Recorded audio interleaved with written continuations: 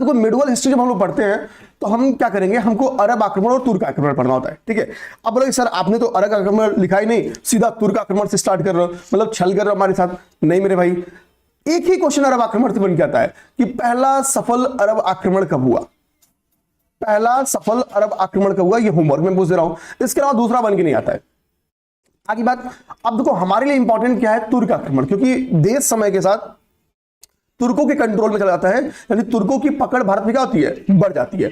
अब देखो तुर्क राज्यों में क्या है, एक गजनी करके एक सल्तनत स्टेब्लिश होती है, ठीक है। उस सल्तनत की नींव रखता है कौन, अल्पतगीन, और इसी अल्पतगीन के बाद से उसका अगला शासक बनता है जो कि वास्तविक शासक माना जाता है, जिसका नाम है सुबुक्तगीन।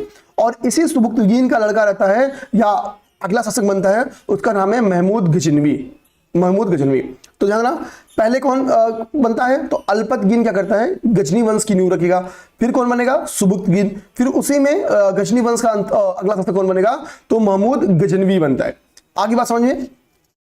देखो तुर्कों में एक खूबी क्या होती कि ये स्लेव्स के बड़ा प्यारे होते थे, मतलब इनको दास चाहिए होता था, दासों को ये अपने पुत्रों से ज्यादा तवज्जो देते थे। इसी के लिए देखोगे जो भारत में पहली तुर्क डायनेस्टी स्टेब्लिश होती है, जिसको हम लोग दिल्ली सल्तनत के नाम से जानते हैं, और उसकी पहली डायनेस्टी का नाम क्या था, स्लेव डायनेस्टी, यानी गुलाम वंश कहते हैं। क्यों गुलाम वंश कहते हैं, कैसी थी गुलाम वंश, बस आगे पढ़ेंगे, धैर्य के साथ बने रहो, ठीक है। तो पहले आज की इंट्रो आपको दिखा दूं कि सर क्लास में हम लोग क्या क्या खत्म करने वाले हैं। तो महमूद गजनवी देखो कितनी बेहतरीन फॉर्मेटिंग के साथ आए हैं। गोर वंश, ठीक है, जो संसबनी वंश है, ठीक है, संसबनी वंश की न्यू कैसे पड़ी और कहां पे जाके इंड होती है।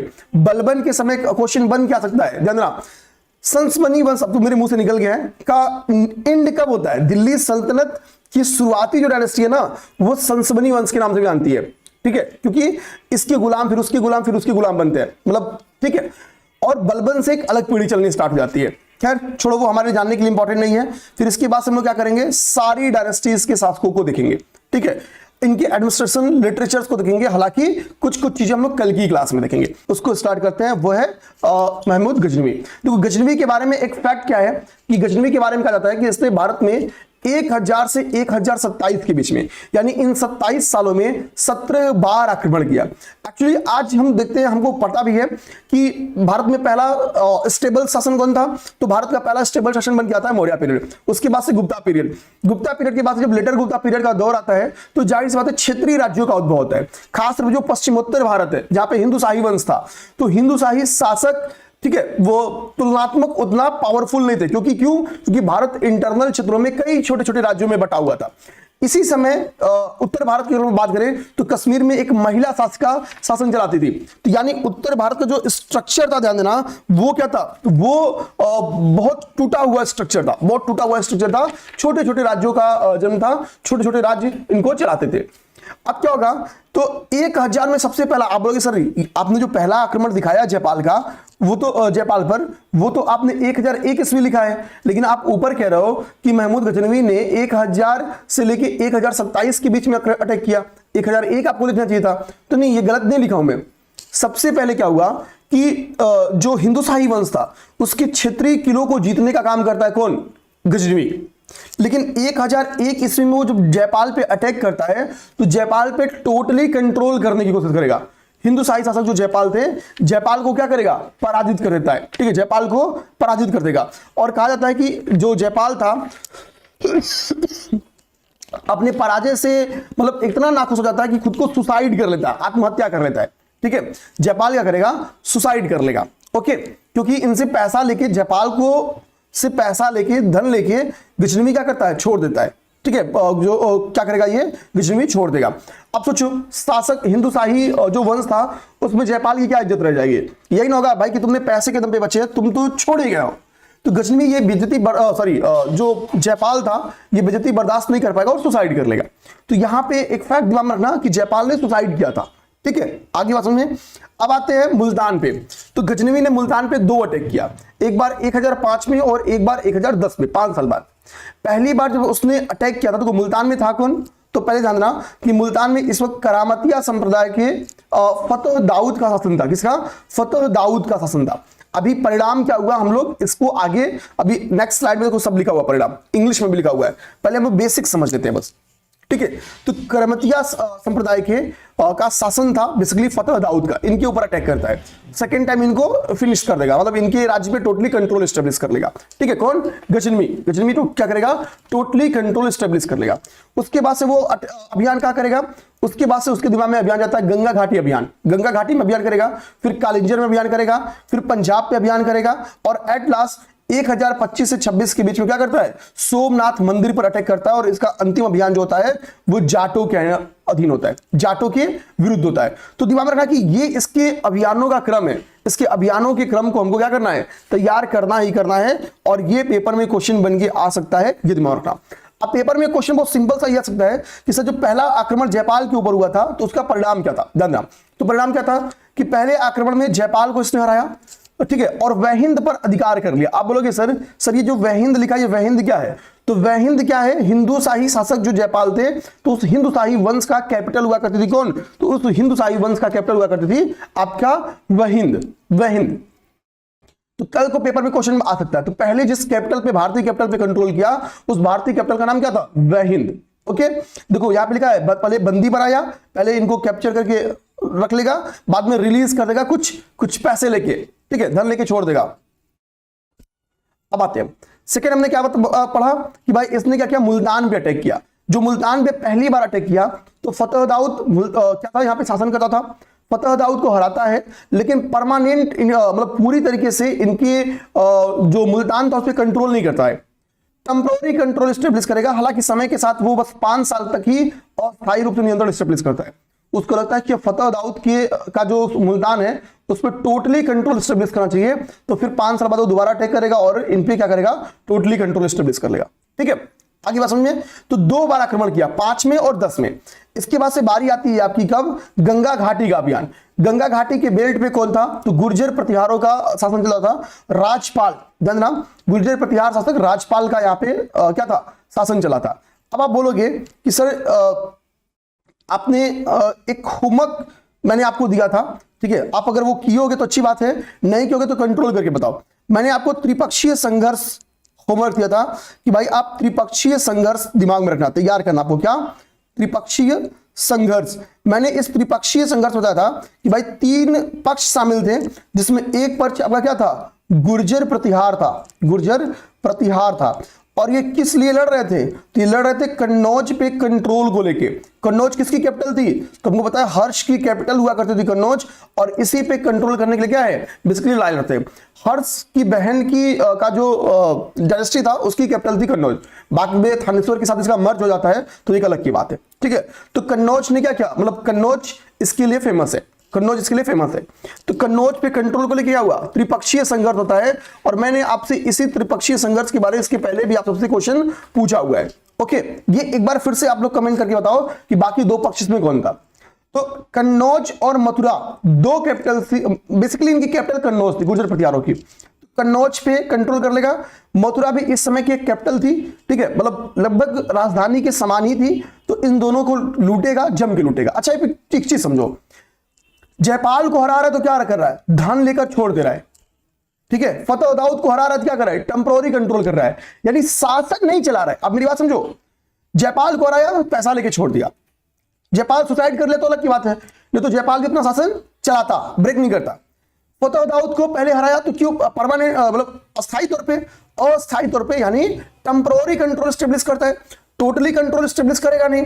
तो मींस क्या है कि शुरुआत में उसका उद्देश्य बिल्कुल भी राजतंत्र या अपना स्टेट स्टेब्लिश का नहीं था। इससे कंक्लूजन निकलता है, क्या निकलता है कि भारत पे जो अटैक का उद्देश्य था, यहां क्या कर रहा है? धन लेके छोड़ दे रहा है। यहां पे क्या कर रहा है? मथुरा और कन्नौज जब जीत रहा है तो क्या कर रहा है? लूट रहा है। यानी अटैक का उद्देश्य क्या है मेरे भाई? आर्थिक लाभ इसका अटैक का उद्देश्य था। कंक्लूजन निकल गया। तो मान लो कन को स्टेटमेंट दे, स्टेटमेंट नंबर 1 कि गुर्जर प्रतिहार पे अटैक मतलब गुर्जर प्रतिहार पे अटैक करके उसने कन्नौज और मथुरा लूटा। ठीक है, और साथ ही साथ जयपाल को क्या किया? धन देकर छोड़ दिया।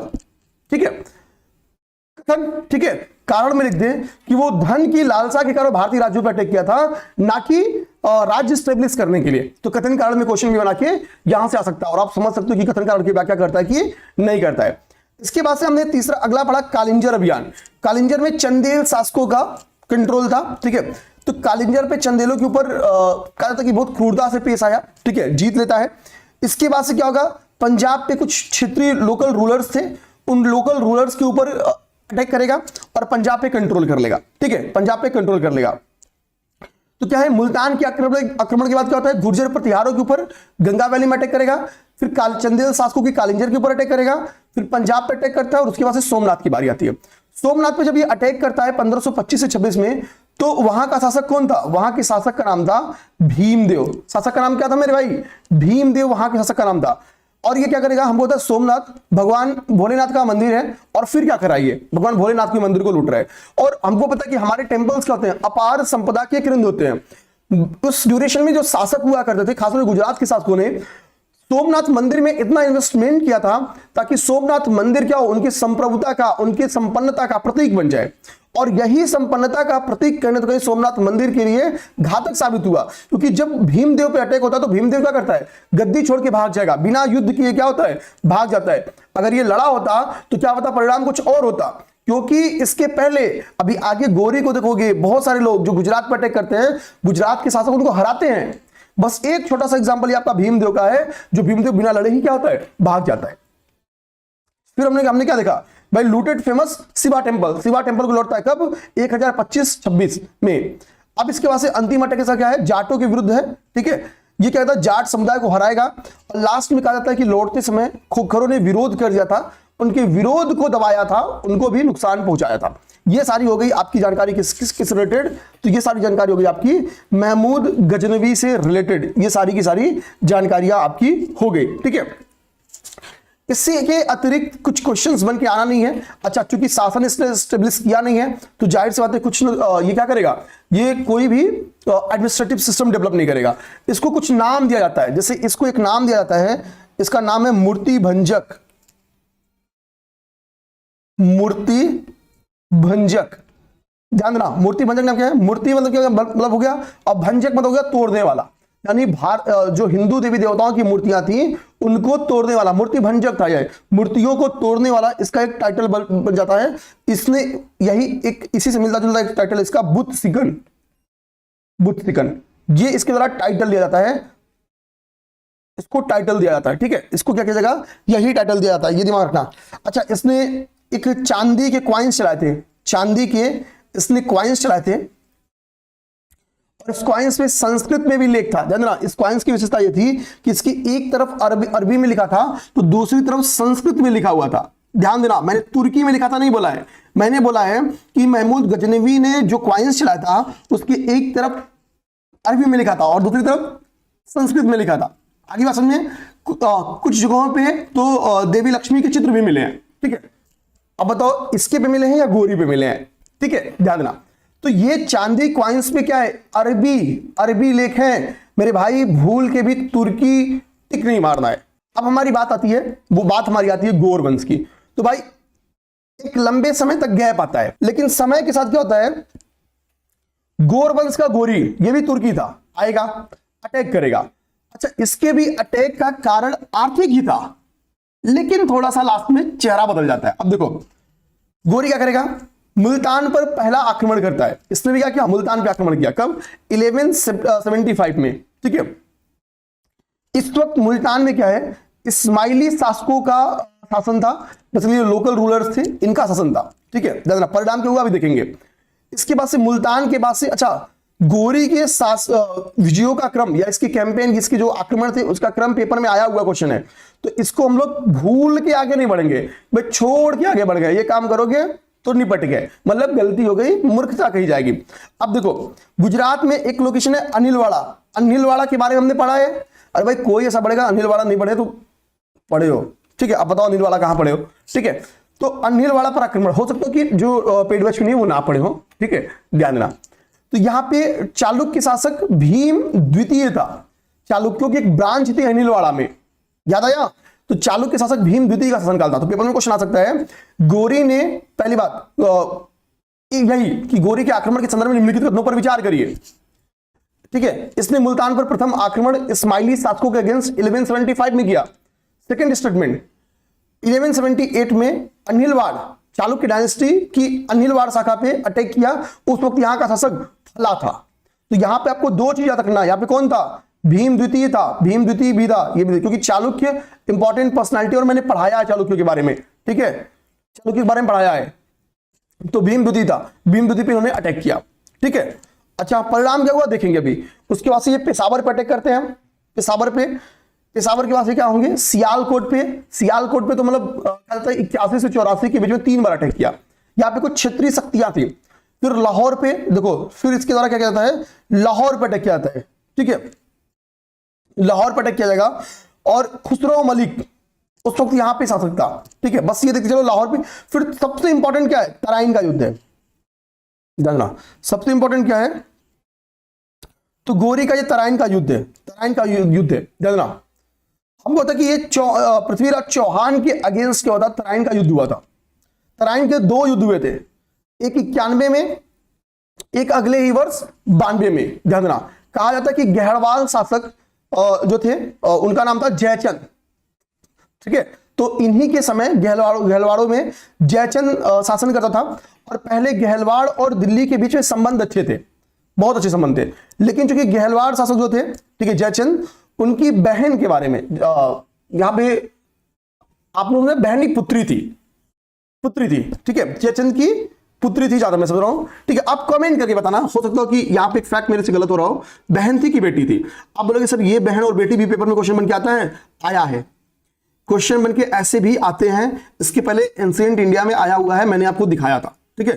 थोड़ा सा मेरे से यहां पे फैक्ट मिस हो रहा है, आप लोग जरूर बताना, ठीक है। मूवी आपने देखा होगा वो अक्षय कुमार वाली, ठीक है, तो मतलब बताना, वहां पे ना एक शॉर्ट्स वायरल होता है कि जब आई जी मेरी बेटी को खुश रखना, ठीक है। तो मुझे उससे आप लोग लग रहा है कि बेटी थी, ठीक है, वो शॉर्ट से, लेकिन एक डाउट आ गया है। आप लोग ध्यान दे देना कि उनकी बेटी थी कि बहन थी, ये आपको बताना है। ये तो भाई होमवर्क हो गया, ठीक है, माफी चाहेंगे यहाँ पे। तो अब होता क्या है कि चूंकि इन दोनों लोग के बीच में प्रेम प्रसंग था और थोड़ा सा जयचंद वर्सेस पृथ्वीराज चौहान चला था, तो जयचंद ने कहा कि भाई कि कहीं से तुमसे नहीं हरा सकते हैं, तो हम क्या करते हैं कि भाई शादी नहीं होने देंगे अपनी बिटिया बहन जो भी हो उनका। पृथ्वीराज चौहान से यहीं से नाखुशी आती है, लेकिन पृथ्वीराज चौहान चूंकि वीर थे, बलवान थे, दिल्ली पे कंट्रोल था, ये आएंगे चौहान से, मतलब इनकी शादी कर लेंगे। अब जयचंद यहीं से खटकता है, कहता ना कि जब दुश्मन यहां से यहां आ जाता है, ठीक है, फिर वो बदला लेने के लिए कहीं से सोचेगा। तो जयचंद से गलती क्या होती है, वो गोरी को इनवाइट करता है, बोलता है यार तू आओ मिलके पृथ्वीराज चौहान को हरा देते हैं। हालांकि गोरी पहली बार जब लड़ाई लड़ता है हार जाता है, भागता है रणभूमि छोड़ के। और लोग कहते हैं कि कुछ लोगों ने सुझाव भी दिया चौहान जी को कि समय है, एक तीर चलाना है, खेल खत्म। लेकिन भागते हुए भी कभी भारतीय शासक वार नहीं करते थे, ठीक है। इसी की वजह से तराइन का पहले बार में जिंदा बच के चला जाता है कौन, गोरी। जैसे ही गोरी पहुंचता है, जयचंद ऑफर करेंगे, बोलेंगे कि अभी पृथ्वीराज चौहान संभल नहीं पाए भाई, अब युद्ध कर रहे हैं, तो चौहान स्टेबल नहीं होते, गोरी की सेना भी खत्म ही रहती है, कुछ लोग भाग जाते हैं। गोरी अपनी भागी हुई सेना को पुनर्संगठित करेगा, ठीक है, और क्या करेगा, जयचंद सहायता कर देते हैं। तो जयचंद की सहायता का परिणाम यह रहता है कि पृथ्वीराज चौहान हार जाएंगे और तराइन का दूसरा युद्ध होता है 1192 में। परिणाम देखो, कहानी जो बताया वो पेपर में नहीं आएगा, परिणाम आएगा पृथ्वीराज चौहान की हार होती है। और पृथ्वीराज चौहान के हार का ही परिणाम था कि भारत में पहला मुस्लिम स्टेट का न्यू पड़ेगा। मुस्लिम स्टेट की न्यू कब पड़ती है, जब चौहान हारते हैं, दिल्ली पे पहली बार कोई मुस्लिम का कंट्रोल होगा, ठीक है, ध्यान देना। अब देखो, जयचंद ने बुलाया तो था चौहान गोरी को, सोचे थे भाई हमसे मित्रता कर लेगा, दोस्ती भी ना बढ़ाएगा, गले लगाएगा, लेकिन इनका गला ही काट देगा, ठीक है। तो गोरी ने गला ही काट दिया, दोस्ती में गए, ठीक है। इसे कहा जाता है कि दुश्मनों को घर में ना बैठाओ, ठीक है। तो जयचंद भाई गलती की तो परिणाम भी आया, ठीक है। फिर समय के साथ कुछ इसकी क्षेत्रीय आक्रमण कुछ और भी है, इसको देख लेना।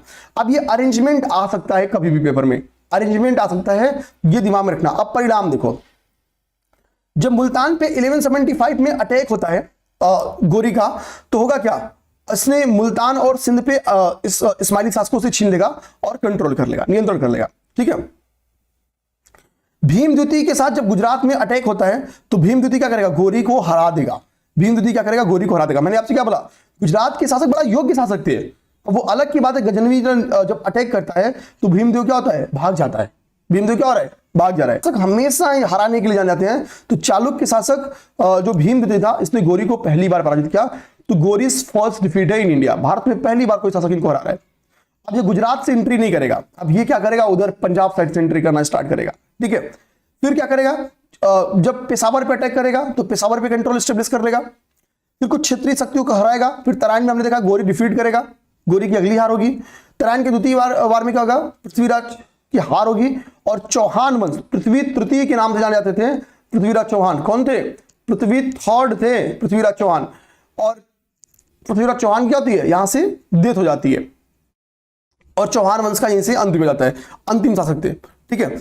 जयचंद को हराएगा तो जयचंद को भी मार देता है, छोड़ेगा नहीं, बोलेगा भाई तुम इतने बड़े गद्दार हो, तो तुम पृथ्वीराज के नहीं हो, तुम्हारे क्या होगे, ठीक है, इनको भी निपटा देगा।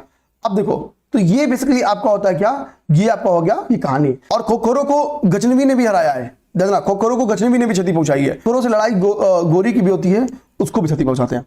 तो निम्नलिखित में से किसने खोखरो पे अटैक किया, ऐसा भी करके पेपर में क्वेश्चन आ सकता है। तो आंसर आप समझ गए क्या होगा, ठीक है। अब आओ, अब जब दिल्ली सल्तनत, गौरी क्या होता है, एमजी, एमजी मतलब महात्मा गांधी नहीं, एमजी मतलब मोहम्मद गोरी। गोरी ने क्या किया भाई, दिल्ली पे कंट्रोल कर लिया और पश्चिम के भी कई सारे क्षेत्रों पे, जैसे मुल्तान पे कंट्रोल कर लिया, पेशावर पे कंट्रोल कर लिया, लाहौर पे कंट्रोल कर लिया, ठीक है। तो पश्चिमोत्तर भारत के विभिन्न क्षेत्रों के साथ साथ उत्तर भारत का थोड़ा दिल्ली से संबंधित क्षेत्र भी क्या करता है, जीत जाता है। गोरी जब जीतेगा तो भाई गोरी का जीवन काल बहुत लंबा नहीं है, गोरी निपट जाएगा, चला जाएगा। गोरी क्या होगा, निपट जाएगा। गोरी फिर यहां से क्या होगा, चला भी जाता है। अच्छा, जब गोरी यहां से चला जाएगा तो देखो होता क्या है, ठीक है। इसका अंतिम अभियान खोखरो के खिलाफ है 1205 में, ठीक है। 1206 में ही क्या होती है, इसकी हत्या भी कर दी जाती है, मतलब गोरी की सिंधु नदी के पास कुछ लड़ाकू जातियों ने हत्या कर दी। तो 1206 में क्या हो रहा है, 1206 में इसकी डेथ हो जा रही है, 1206 में ये निपट गया, 1206 में निपट गया, ठीक है, ध्यान देना। अब इसके बाद से इसका गुलाम था जिसका नाम था कुतुबुद्दीन ऐबक। कुतुबुद्दीन ऐबक कहेगा मालिक नहीं रहे, अब जिम्मेदारी कौन संभालेगा, तो कुतुबुद्दीन ऐबक कहेगा मैं। ऐबक क्या करेगा, बोलेगा भाई कि मैं एक कंट्रोल स्टेब्लिश करता हूं। और कुतुबुद्दीन ऐबक दिल्ली सल्तनत का एक डायनेस्टी का न्यू देता है, जिस डायनेस्टी का नाम क्या है, स्लेव डायनेस्टी। और पहली बार गुलाम वंश या स्लेव डायनेस्टी की न्यू पड़ती है। अब आप लोग मुझे ये बताओ कि जो स्लेव डायनेस्टी की स्थापना होती है, इसकी राजधानी शुरुआत से दिल्ली नहीं थी, पहली बार इसकी राजधानी कहां बनती है, जानना, पहली बार इसकी राजधानी कहां होती है, ये आपको बताना है, ठीक है। इस चीज को ध्यान देना, ठीक। चलो मैं लिख देता हूं, क्या लाहौर रहती है, पेशावर रहती है, दिल्ली रहती है, या मुल्तान रहती है। 4 ऑप्शन दे रहा हूं, ठीक है। तो ऑप्शन आपका आएगा, वो आंसर बनेगा लाहौर, लाहौर रहती है। यानी ऐबक ने क्या था, लाहौर को राजधानी बनाया। ऐबक क्या था, एमजी का दास था, यानी मोहम्मद गोरी का दास था। कौन, कुतुबुद्दीन ऐबक, ठीक है। अब देखो ऐबक, कुतुबुद्दीन ऐबक क्या है, ये दास था, लेकिन कई सारी चीजों का इसने निर्माण भी कराया। जैसे आपको कुतुब मीनार का न्यू इसने रखा, 2.5 दिन की झोपड़ा की न्यू इसी ने रखा। हालांकि ठीक है, एक पोलो नामक खेल होता है जो कि घोड़े पे चढ़ के खेला जाता है, घोड़ा इनको पटक देता है, खपलोई पीन की चोट लग जाती है और फाइनली ब्रेन हेमरेज इनका डेथ हो जाता है। इनकी जब डेथ होती है कुतुबुद्दीन ऐबक की, तो बीच में एक शॉर्ट टाइम पीरियड के लिए छोटा सा शासक बनेगा, ठीक है। लेकिन चूंकि है क्या, ये डायनेस्टी का नाम क्या है, गुलाम डायनेस्टी, तो उस छोटे से शासक जो कि अयोग्य था उसका होगा तख्ता पलट। उस शासक का नाम बता सकते हो, आज ही की क्लास में बताऊंगा अभी, ठीक है। तो ऐबक के बाद से गद्दी पे आएगा इल्तुतमिश। अब देखो, चूंकि एमजी का गुलाम कौन, कुतुबुद्दीन ऐबक, कुतुबुद्दीन ऐबक का गुलाम कौन, इल्तुतमिश, इसी के लिए इल्तुतमिश के बारे में कहा जाता है ये गुलामों का गुलाम था। इसको क्या कहा जाता है, गुलामों का गुलाम। क्यों, क्योंकि स्लेव्स का स्लेव क्यों कहा जाता है, गुलामों का गुलाम क्यों कहा जाता है, क्योंकि, समझ गए। अब देखो,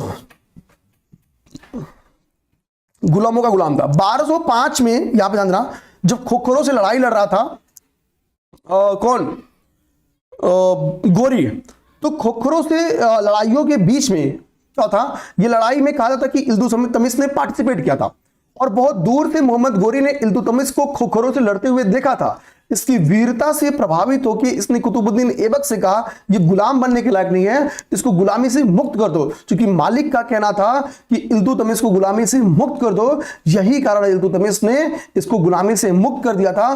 अर्थात जब यह गद्दी पर बैठा था तब ऐबक का गुलाम नहीं था। तो कुतुबुद्दीन ऐबक गद्दी पे बैठेगा तो सुल्तान की टाइटल नहीं लेगा। क्यों? क्योंकि गुलाम है। इल्तुतमिश लेगा कि नहीं लेगा, कमेंट करो। अब बात आती है, इल्तुतमिश भाइयों के शासक था, लंबे समय तक रहा, ठीक है, लंबे समय तक मतलब रहा, लगभग शासन को स्टेबल भी किया, इसके लिए वास्तविक संस्थापक माना जाता है। तुर्क ए चहलगामी जो कि 40, इसको हमको तुर्क 40 दल भी कहते हैं, इनका गठन किया, शासन प्रशासन को बेहतरीन तरीके से चलाया। लेकिन जब इल्तुतमिश की मृत्यु हो जाती है तो चूंकि सबसे योग्य बेटी जो थी वो रजिया थी, रजिया बड़ी थी, इल्तुतमिश भी चाहता था कि रजिया सुल्तान बने, ठीक है, इसका नाम भी है रजिया सुल्तान, ठीक है, लेकिन चूंकि महिला थी और दरबारी षड्यंत्र का शिकार बनेगी, ठीक है, और तो रजिया गद्दी पे नहीं बैठ पाती है। हालांकि रजिया यहां से भी बहुत स्मार्ट थी, उसने जनता से बोला कि ऐसा कौन सी बात है, आपकी सबसे फेवरेट जो शासक है उनकी मैं इकलौती बेटी हूं, पिताजी चाहते थे कि मैं ही गद्दी पे आऊं, लेकिन कुछ लोग चाहते हैं मैं ना आऊं, आप बताओ पिताजी की जीत हो या जो लोग चाहते हैं उनकी जीत हो। तो सीधी सी बात है, पिताजी की जीत हो, जनता बोले कि काम करिए रजिया गद्दी पढ़ो, और भाई रजिया गद्दी बैठेगी। रजिया की खूबी यह थी कि अब लड़कों की तरह रहती थी ये, ठीक है, लोग कहते ना मेरी बेटी नहीं बेटा है, ये बेटा बन के रहती थी, ठीक है। आगे रजिया के बारे में डिटेल पढ़ेंगे। लेकिन होता क्या है, देखो भाई तुर्क के चहलगामियों का न्यू तो रख ही दिया गया है। तो तुर्क के चहलगामी कौन थे? तुर्की 40 तुर्की बलवान थे, इकोनॉमिक पावर थे, आर्थिक मतलब सैनिक पावर थे। तो दरबारी षड्यंत्र खूब होगा। इसी बीच में कहा जाता है कि रजिया किसी प्रेम में पड़ जाती है। हालांकि कुछ लोग कहते हैं अफवाह था, जो भी रहा हो, तो लोगों को भाई अब बर्दाश्त भी नहीं होता है भाई, समझे ना, हाँ दूसरी जगह जा रही थी। तो रिजल्ट ये था कि चहलगामी की नजर में खटक जाएगी, षड्यंत्र खूब होगा, इसको गद्दी से अपदस्थ करके इसी के भाई बहराम शाह को लाया जाता है, ठीक है। हालांकि अब रजिया की आगे की कहानी इन डिटेल में हम लोग समझेंगे। वो जो गाना है ना रजिया गुंडों में फंस गई, तो गाना क्यों गाया जाता है कि रजिया गुंडों में फंस गई, वो समझा दूंगा आपको, ठीक है, समझ में आएगा। फिर आता है आपका Bahram Shah. Bahram Shah short time period के रहता है, इसकी हत्या हो जाती है। फिर आता है मसूद शाह। मसूद शाह को अपदस्थ करके कौन आता है? नसीरुद्दीन महमूद आता है। नसीरुद्दीन महमूद से बलबन अपनी बेटी का शादी कर देता है। बलबन इस वक्त क्या है, चालीसा दल का सदस्य बन जाता है, चालीसा के पावर को जानता है, कुछ समय के लिए वो नायब भी बनता है, ठीक है। तुर्क चहलगामी का तो हिस्सा ही रहता ही है। अब देखो रजिया के बाद से, रजिया की मृत्यु के बाद से ये जो ड्यूरेशन आएगा ना, इतना ड्यूरेशन, ये 1240 से लेकर 1266, ये लगभग जो 26 ईयर का दौर है, इसमें क्या है, तुर्क ए चालीसा, तुर्क ए चालीसा यानी जो जिसको हम चालीसा दल कहते थे, जिसको हम लोग चालीसा दल कहते थे। चालीसा दल की खूबी क्या थी? इज ग्रेटर देन, ये बड़ा था किससे? सुल्तान से, राजा से बड़ा होता था। क्यों? ये पावरफुल ज्यादा थे, और सुल्तान नॉर्मली वही बनता था जो सबसे पावरफुल जो चालीसा थे, तुर्की चालीसा थे, जो तुर्की थे, तुर्की अमीर थे, जिनका सहयोग मिलता था। तो तुर्क चालीसा का बोलबाला था, यानी सुल्तान कठपुतली हो गए। और मैंने आपसे बताया कि इसी तुर्क चालीसा का एक हिस्सा था बलबन, तो तुर्क चालीसा की ताकत को समझता था। तो जब नासिरुद्दीन महमूद गद्दी आता है, तो नासिरुद्दीन महमूद को पहले वो क्या करेगा, एक तो बैठाता इनको है, दूसरी इनको अपनी बेटी दे देता है, तो ससुर बन जाता है। अब बेटे से अपने मनपसंद सारा काम करवाता है, दामाद करता रहता है। समय के साथ नासिरुद्दीन को भी अपदस्थ करेगा, बोलेगा बेटा अब तुम्हारा काम नहीं है, अब तुम्हारा ससुर चलाएगा गद्दी। और बलबन इस तरीके से गद्दी चलाता है। तो बलबन का काम क्या होगा? पहले तो शासन को स्टेबल करना। बलबन का काम क्या होगा? शासन को स्टेबल करना। क्यों? क्योंकि दरबारी षड्यंत्र बन गया है। दूसरा क्या होगा, इसी समय मंगोल अटैक हो रहा है, मंगोल अटैक हो रहा है। पहली मंगोल आक्रमण हम लोग को देखने को मिलता है कि चंगेज खां के नेतृत्व में इल्तुतमिश के समय हो सकता था, लेकिन हो नहीं पाता है, कुछ कारणों से रुक जाता है। क्या कारण थे, क्यों अटैक हुआ, क्यों लड़ाई हो नहीं पाई, तो वो सब हम लोग देखेंगे। बाउंड्री क्या थी, रिवर बाउंड्री भी पेपर में क्वेश्चन बन गया है कि दोनों के बीच में कौन सी नदी सीमा बनाई थी। युद्ध होते होते रह गया। कहा जाता ना कि आपका निर्णय डिसाइड करेगा कि आने वाला भविष्य कैसा होगा। तो इल्तुतमिश वीर भी था और निर्णय लेने में योग्य भी था। वो समझ गया कि भैया मंगोलों से लड़ने का काम अभी नहीं है, अभी हमको शासन स्टेबल बनाना है, लड़ेंगे तो मंगोल लड़ाकू निपटा देंगे। समझ के बाद तो बल बुद्धि होना भी जरूरी है बल के साथ, केवल बल से काम करोगे, बुद्धि नहीं लगाओगे तो निपट जाओगे। समझ के बाद, हाँ या ना? हाँ तो अच्छी बात। अब देखो बलबन के बाद से कौन आता है, तो बलबन के बाद से कैकुबाद आता है।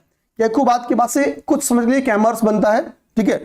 लेकिन ठीक है, उसकी कहानी यही खत्म हो जाती है। ठीक है, चूंकि कैकुबाद देखो बलबन आपका क्या है 66 से लेके 27 तक रहा है, यानी लगभग आप कह सकते हो 20 से 22 साल के करीब में बलबन क्या है शासक रहा है।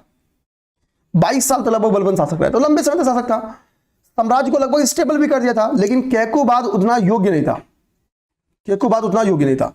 ठीक है, बलबन ने वैसे भी किसी और को गद्दी पे बैठाना चाहा था, लेकिन कैकुबाद आ जाता है। खैर हमारे लिए डिबेट का बात नहीं है, कैकुबाद अयोग्य था।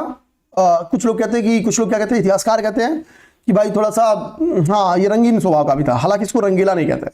ठीक है, तो इसकी वजह से क्या हुआ, फिरोज शाह खिलजी को मौका मिल गया, जिसको हम लोग कहते हैं जलालुद्दीन खिलजी। जलालुद्दीन खिलजी को मौका मिला कि कैकुबाद को हरा दे। दादरा जलालुद्दीन खिलजी, ठीक है, ये बेसिकली संकर था, मतलब समझ जाओ ये अफगान, ये था तो तुर्क, लेकिन चूंकि लंबे समय तक अफगान में रहा, तो ये अफगान और तुर्क मूल का था, अफगान और तुर्क मूल का था। इसके लिए इसको निम्न जाति का माना जाता था, इसके लिए इसको निम्न जाति का माना जाता था। तो अब बारी आती है किसकी, खिलजियों में। खिलजियों में गद्दी पे कौन बैठता है, तो सबसे पहला जो खिलजियों की नींव रखती है वो नींव रखता है कौन, जलालुद्दीन फिरोज शाह खिलजी। कौन नींव रखेगा, तो होगा जलालुद्दीन फिरोज शाह खिलजी। तो खिलजी वंश की नींव इस तरीके से पड़ जाती है। लगभग 6 साल तक क्या होगा, जलालुद्दीन खिलजी शासन चलाएगा, लेकिन ठीक है जब इसकी डेथ हो जाती है, काफी वृद्ध भी था ये, 70 साल का तो तब था जब ये गद्दी पे बैठा था। ठीक है, ठीक है, और मतलब ये 70 साल का था, काफी वृद्ध था। ठीक है, काफी वृद्ध था ये। इसका एक स्टेटमेंट भी बड़ा फेमस होता है, कल को क्या पता आपसे पेपर में क्वेश्चन पूछ ही दे, याद रखना कि मैं एक वृद्ध मुसलमान हूं और मुसलमानों का रक्त बहाने में मेरी कोई आदत नहीं है। ऐसा क्यों कहता है, क्योंकि जलालुद्दीन जो कि वृद्ध था, इसके समय में ये उदार शासक भी था, इसके समय में कई सारे विद्रोह हुए, लेकिन मृत्युदंड नहीं देता था। अब चूंकि विद्रोह करने वाले मैक्सिमम क्या थे कि वो मुस्लिम ही थे, तो ये कहता था कि इसी के लिए मुसलमानों का रक्त बहाने मेरी कोई इच्छा नहीं है, इसी के लिए उनको क्षमा दान दे देता था। ठीक है, ये स्टेटमेंट किसकी तरह कहा गया है, तो ये स्टेटमेंट आपके जलालुद्दीन फिरोज शाह खिलजी की तरह कहा गया। इन डिटेल इन सभी लोगों को पढ़ेंगे, एक एक बात बढ़ा के नहीं जा रहा हूं, बस अभी समझाता चल रहा हूं। कल को अरेंजमेंट आ जाए शासकों का, क्योंकि देखो सैयद डायनेस्टी के शासकों का क्रम इस बार पेपर में आया था। अब आप कुछ भी पढ़ जाओ दिल्ली सल्तनत के बारे में, पेपर आ गया सैयद डायनेस्टी के शासकों का क्रम, हम वहां नहीं काम करेंगे जहां से आगे पेपर में क्वेश्चन, तो हम बोल के हम इन डिटेल पढ़ दिए, लेकिन पेपर में क्वेश्चन वहां से आया जो आप दिमाग लगाओ तो पहले 15 मिनट में ही आपकी दिल्ली सल्तनत लग जाती। आगे बात समझ में। इसके बाद से आता है कौन, इसके बाद से गद्दी पे आता है आपका अलाउद्दीन खिलजी। अलाउद्दीन खिलजी बेसिकली इसका ड्यूरेशन जो है वो कई सारे रिफॉर्म और सैन्य अभियानों के लिए जाना जाता है। ठीक है, अलाउद्दीन के कई सारे सैन्य अभियान हैं उत्तर से लेकर दक्षिण तक, तो हम इसके उत्तरी अभियान को भी समझेंगे, हम इसके दक्षिणी अभियान को भी समझेंगे। अलाउद्दीन ने कई सारे जो सैनिक सुधार किए, अलाउद्दीन ने जो आर्थिक सुधार किए, वो हमारे लिए काफी इंपॉर्टेंट हो सकते हैं। ठीक है, तो हम उसको देखेंगे। बेसिकली इसके एडमिनिस्ट्रेटिव रिफॉर्म को हम लोग समझने की कोशिश करेंगे, कब, जब हम लोग अलाउद्दीन पढ़ेंगे तब। अलाउद्दीन की सबसे बड़ी जो खूबी मानी जाती है वो मार्केट कंट्रोल सिस्टम यानी बाजार नियंत्रण प्रणाली मानी जाती है। इसके द्वारा स्टेब्लिश किया गया बाजार नियंत्रण प्रणाली। इसने क्या किया कि भाई चूंकि ये जो वो थे, जो सैनिक थे, सैनिकों को नकद वेतन देना स्टार्ट किया। नकद वेतन कैश में दो भाई, आपको जमीन नहीं मिलेगी, तो नगद वेतन देना स्टार्ट किया। तो नगद वेतन वो देता था तो कम देता था, क्यों, क्योंकि साम्राज्य की आर्थिक स्थिति खराब हो चुकी थी। ठीक है, ऊपर के लोगों ने क्या किया था कि बेसिकली जो सूफी संत थे, मुस्लिम संत थे, उन लोगों को खूब जमीन लैंड ग्रांट पे दिया था। परिणाम ये था कि चूंकि वहां से टैक्स मिलता नहीं था तो आर्थिक स्थिति खराब हो गई थी। ठीक है, आर्थिक स्थिति खराब हो गई थी, तो ये वेतन देता है लेकिन ये कहता भाई हम कम देंगे और बाजार हम नियंत्रण करेंगे। यानी बाजार नियंत्रण करेंगे मतलब क्या कि बाजार का ये जो वस्तुएं हैं, जो हमारा तय प्राइस है उससे ज्यादा नहीं बढ़ेंगे, तो हम उसका प्राइस क्या करेंगे, रेगुलेट करेंगे। हम उसका प्राइस क्या करेंगे, उसका प्राइस रेगुलेट करेंगे। और इसके लिए वो कई सारे पोस्ट का बाजार नियंत्रण के लिए गठन भी करता है। कौन सी पोस्ट थी, कब गठन किया गया, ये चीज समझेंगे। सिंपल क्वेश्चन है, बाजार नियंत्रण प्रणाली किसने एस्टेब्लिश की, तो अलाउद्दीन खिलजी। अब देखो अलाउद्दीन खिलजी के बाद एक शासक आता है जिसका नाम है कुतुबुद्दीन मुबारक शाह खिलजी। ठीक है, कुतुबुद्दीन मुबारक शाह खिलजी। ठीक है, कुतुबुद्दीन मुबारक शाह खिलजी ही खिलजी डायनेस्टी का अंतिम शासक है। खिलजी डायनेस्टी का अंतिम शासक है। अब 1290 में ड्यूरेशन आया और 1320 में खत्म हो गया, तो केवल 30 साल तक शासन रहा। ऊपर हमने क्या देखा, स्लेव डायनेस्टी 84 ईयर चली है। ठीक है, तो एक ये क्रम क्या है, GKTSL। GKTSL जो क्रम है, गुलाम खिलजी तुगलक सैयद लोधी, गुलाम खिलजी तुगलक सैयद लोधी, ये क्रम है दिल्ली सल्तनत के वंशों का। आपको एक क्रम बनाना है इसी GKTSL से कि लॉन्गेस्ट टाइम और मिनिमम टाइम तक किसका शासन रहा। तो अब तक हम लोग 84 साल देख लिया और 30 साल देख लिया, ठीक है। अब हम लोग आते हैं, अब हम लोग आएंगे, ठीक है। अब हमारी बारी है, वो है तुगलक, तुगलक डायनेस्टी समझते हैं। हमने बोला अंतिम शासक कौन है, अंतिम शासक आपका है कुतुबुद्दीन मुबारक शाह खिलजी। खिलजियों के बाद से जो गद्दी पे बैठता है उस शख्स का नाम है गयासुद्दीन तुगलक। गयासुद्दीन तुगलक जो है ये गाजी की टाइटल धारण करता है। कौन सी टाइटल, गाजी की टाइटल धारण करेगा, और गाजी का टाइटल धारण करने वाला प्रथम सुल्तान बन जाता है दिल्ली सल्तनत का। तो पेपर में क्वेश्चन है कि वो कौन सा दिल्ली सल्तनत का शासक है जिसने पहली बार गाजी की टाइटल धारण की, तो उसका नाम हो जाएगा आपका गयासुद्दीन तुगलक। गाजी के टाइटल का मतलब, गाजी काफिर वर्ड सुनते हैं ना आप लोग, मतलब जो बेसिकली काफिर के कई सारे टर्म्स सकते हैं। नॉर्मली जो मैं समझता हूं कि काफिर का मतलब होता है कि जो, ठीक है, मुस्लिम धर्म को फॉलो करने वाले नहीं है, ठीक है। नॉर्मली एक टर्म्स दिया जाता है, ठीक है। तो काफिरों को ये कहता है कि काफिरों को खासतौर पे वो जो नॉन मुस्लिम्स थे जो उनके अगेंस्ट हुआ करते थे, तो काफिरों का नासक कहा जाता था इसको, काफिरों का नासक, ठीक है, उनका सत्यानाश कर देगा, समाप्त करने वाला। गाजी के टाइटल किसने रखा, तो गयासुद्दीन तुगलक ने रखा। किसने रखा, तो गयासुद्दीन तुगलक ने रखा। हमारे लिए ये इंपॉर्टेंट है, ठीक है। अच्छा, यहाँ पे एक वर्ड है, एक वर्ड क्या है, गया। गया हमारे लिए क्या है, बड़ा पवित्र जगह है, तीर्थ स्थान है। अब हम इस गया नामक वर्ड से आपको समझाते हैं।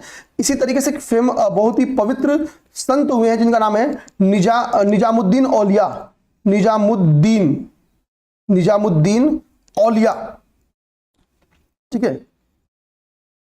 अच्छा, तो दिल्ली के 7 सुल्तानों का शासन देखा, किसने देखा, क्या वो निजामुद्दीन औलिया थे या कोई और, ठीक है। मैं ऑप्शन में अमीर खुसरो नहीं रखना चाहता हूं क्योंकि अमीर खुसरो ने भी देखा है, ठीक है। तो अमीर खुसरो को मैं शासन से हटा रहा हूं, ठीक है। आपको बताना है कि दिल्ली के 7 सुल्तानों का शासन किस संत ने देखा था। चलो, हमने एग्जैक्ट और क्लियर कर दिया। तो जब हमने क्या बताया, ऊपर ही बताया कि आर्थिक स्थिति दिल्ली सल्तनत की खराब हो रही है, उसके पीछे का एक रीजन क्या था, लैंड ग्रांट। तो ये क्या करेगा, बोलेगा निजामुद्दीन औलिया से, एक काम करो, आपको जो जमीन मिली है ना, मैं एक अभियान पे जा रहा हूं। ये कहता है कि भाई मैं एक अभियान पे जा रहा हूं और मेरे उस अभियान से लौटने के पहले आपको क्या करना है। निजामुद्दीन औलिया कहता है कि जो आपको दान में धन मिला ना, वो सब लौटा देना है। क्या करना है, लौटा देना है। और कहा जाता है कि इन्होंने कहा हनोज दिल्ली दुरस्त, यानी दिल्ली अभी दूर है, इनके द्वारा एक ऐसा स्टेटमेंट दिया गया, ठीक है। और इसका परिणाम आप लोग समझ जाओगे। ये बंगाल पे अभियान के लिए गए थे, तो बंगाल अभियान ये जीत के आते हैं और एक लकड़ी का मंडप यानी एक महल होता है वो गिर जाता है और लकड़ी का महल इनके ऊपर गिर जाएगा और निपट जाएंगे। तो हमने एक शासक देखा जिसका नाम था कुतुबुद्दीन ऐबक, वो पोलो खेल रहा है और वाटर पोलो हो गया, ठीक है, मतलब निपट गया। और एक शासक है जीत के आ रहा है, ऊपर लकड़ी का महल ही गिर गया, निपट गया। अब यहां पे SIT बैठानी चाहिए थी, क्यों निपट गया। तो एक रिपोर्ट आता है SIT का, इस समय के SIT का, वो रिपोर्ट कहते हैं गयासुद्दीन तुगलक को श्राप लग गया, किसका, निजामुद्दीन औलिया जी का। अब औलिया जी का भौकाल बढ़ जाएगा भाई, अब ले कोई श्राप इनका, भाई शासक को ही श्राप दे दिए और शासक खत्म। ऐसा माना जाता है कि जो हनोज दिल्ली दूरस्थ का था बात थी, वो क्या है, दिल्ली अभी दूर है का जो बात था वो श्राप था। लोग मानते हैं कि दिल्ली तुम आ ही नहीं पाओगे, आओ, ठीक है। इसके बाद से एक गद्दी पे एक शख्स आता है जिसका नाम है M बेटी, उसको कहते हैं हम लोग मोहम्मद बिन तुगलक। मोहम्मद बिन तुगलक ये वही शासक है, हमने इब्न बतूता का नाम पढ़ते ना, इब्न बतूता ये मोरक्को का निवासी था। इसके द्वारा एक बुक लिखी गई है जो कि एक यात्रा वृंदावन, जिसका नाम है रेहला, ठीक है, रेहला नामक इसके द्वारा एक बुक लिखी गई है। और ये रेहला क्या है, एक यात्रा वृत्तांत है, ट्रैवल बुक है। मतलब क्या है कि ये घूमा भारत में, इसको जो चीज दिखी उसने इब्न बतूता नामक, सॉरी रेहला नामक इस बुक में लिख दिया। किसने, इब्न बतूता में। एमबीटी से बड़ा खुश होता है और इसको काजी नियुक्त करता है, दिल्ली में लंबे समय तक काजी रहेगा। और बाद में इसको अपना राजदूत बनाता है और अपना राजदूत बना के कहां भेज देता है, चीन भेज देता है कि भाई तुम चीन चले जाओ, ठीक है। और ये यहां से चीन जाता है लगभग 1342 में और वहीं से फिर ये मोरक्को पे लौट जाता है, ठीक है। इसके बाद से ये तो हो गया एमबीटी कहानी। अब आपकी आती है एफएसटी की कहानी, फिरोज शाह तुगलक, ठीक है। तो एफ मतलब एफ से फेयर, बेसिकली बहुत फेयर काम के लिए जाना जाता है किसका दौर, तो फिरोज शाह तुगलक का दौर। फिरोज शाह तुगलक का दौर क्यों है, इसने कई सारे रिफॉर्म किए हैं, बेसिकली एफएसटी का दौर इसलिए जाना जाता है। जैसे इसके द्वारा जैसे मान लो इसने एक दान विभाग बनाया, ध्यान देना। होता क्या था, दीवाने बंदगान नामक इसका एक विभाग था। बंद मतलब क्या, बंदी, तो बंदियों को क्या कहते थे, दास कहते थे। तो दासों और गुलामों की देखभाल के लिए इसने दीवाने बंदगान बनाया। इसने निःशुल्क अस्पताल बनाया, इसने क्या किया, निःशुल्क अस्पताल बनाया। दीवाने खैरात नामक एक विभाग की स्थापना की, जो कि एक दान विभाग था, दान जो कि एक क्या था, दान विभाग था। निर्माण के लिए, लोक निर्माण के लिए इसने लोक निर्माण विभाग बनाया ताकि जो रोड सड़कें हैं ये सब बन सके। इसी दीवाने लोक निर्माण विभाग के द्वारा ही कुतुब मीनार की क्या कराई गई थी, मरम्मत कराई गई थी। तो इसका संबंध क्या है, कुतुब मीनार से भी है। कुतुब मीनार की नींव किसने रखी, ऐबक ने रखी थी। ऐबक के बाद उसको पूरा किसने कराया, तो इल्तुतमिश ने पूरा कराया। बाद में उसकी मरम्मत किसने कराई, एफएसटी ने भी कराई। अब आप थोड़ा सा कुतुब मीनार को गूगल करो, देखो कितनी मंजिला है, ठीक है, ये सब देख लो, कौन सी मंजिल कब निर्माण की गई ये देख सकते हो। कुतुब मीनार के पास सेपरेट क्वेश्चन ऐसे भी बन सकता है, ठीक है। तो एफएसटी का दौर हम लोग इसको इस बारे में जानते हैं। फिरोज शाह तुगलक के बाद से जब फिरोज शाह तुगलक की मृत्यु हो जाती है, ठीक है, तो बेसिकली क्या है कि उसके बाद से न्यू पड़ जाती है आपकी, थोड़ा सा देखो बीच में ब्रेक आपको दिख रहा होगा, 1388 के बाद से 1414। लेकिन ये बड़ा जो उत्तराधिकारी का रूल है, मतलब नाम मात्र के शासक मिलते हैं और वो कुछ स्टेबल भी नहीं होते हैं, मतलब उसमें से कोई बहुत स्टेबल भी नहीं होता है, ठीक है। और यहीं से माना जाता है कि लगभग क्षेत्रीय राज्यों का भी उद्भव हो जाता है, ठीक है, क्योंकि देखो 1388 के बाद से अब हम लोग पढ़ेंगे 1414 के बारे में। ये एफएसटी के बाद से और कोई बहुत ज्यादा इंपॉर्टेंट मिलता नहीं है, क्योंकि जब इसकी मृत्यु हो जाती है तो इसका ज्येष्ठ पुत्र था फतेह खां, ठीक है, और उस फतेह खां का पुत्र था ध्यान देना तुगलक शाह। इसने तुगलक शाह को अपना उत्तराधिकारी बनाया था। किसको, तुगलक शाह को, टाइटल के नाम से रख दिया था नाम, ठीक है, ध्यान देना। तो ये फिरोज शाह तुगलक है ना, तो इसका नाम तुगलक शाह रख दिया था, हाँ, और इसका नाती था तो उसको बना दिया, पौत्र बोलते हैं। तो कुछ इंपॉर्टेंट बातें उनके लिए है नहीं, तो हम लोग छोड़ेंगे। अब देखो सैयद डायनेस्टी, खिज्र खां 1414 में सैयद डायनेस्टी की न्यू कौन रखता है, तो वो रखी जाती है खिज्र खां के द्वारा। उसके बाद से क्या हुआ, ठीक है, उसके बाद से बारी किसकी आती है, उसके बाद से बारी आ गई मुबारक शाह की, उसके बाद से मोहम्मद शाह की, फिर अलाउद्दीन आलम शाह की। यही पीटी में क्वेश्चन पूछ के आया है कि इनका क्रम बताओ।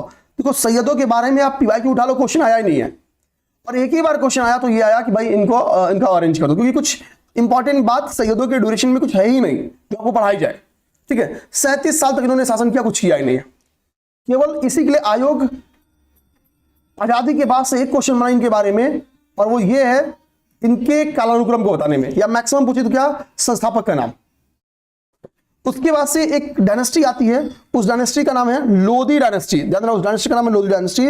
जिस डायनेस्टी की न्यू कौन रखेगा, बहलोल लोधी के द्वारा रखी जाती है, और बहलोल लोधी लॉन्गेस्ट ड्यूरेशन तक शासन करने वाला शासक है। ध्यान रखना, लॉन्गेस्ट ड्यूरेशन तक 38 ईयर तक, 38 सालों तक इसने शासन किया। मैं क्या करूंगा, जब दिल्ली सल्तनत खत्म करूंगा तो आपको, अभी मैंने क्या बताया, अभी मैं ड्यूरेशन के हिसाब से दिल्ली सल्तनत का क्रम बताऊंगा, फिर मैं शासक टॉप 5 शासक जो एज के हिसाब से वो समझा दूंगा, या टॉप 3 तो कम से कम देख लेंगे, ताकि कल को उनका कालानुक्रम के साथ, कालानुक्रम नहीं अवधि के हिसाब से क्रम लगाने के लिए आ जाए क्वेश्चन, तो भी आप लगा लो।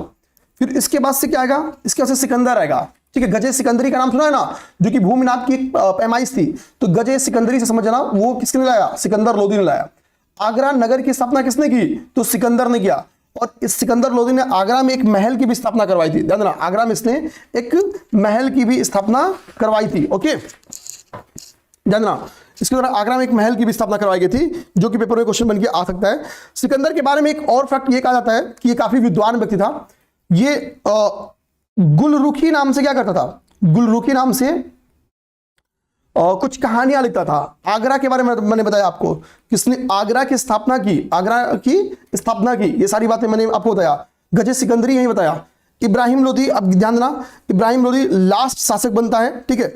इसकी 2 लड़ाइयां बड़ा इंपॉर्टेंट है, एक खतौली की लड़ाई है, एक खतौली की लड़ाई है, ठीक है, जो कि लड़ी गई कब, ध्यान देना 1518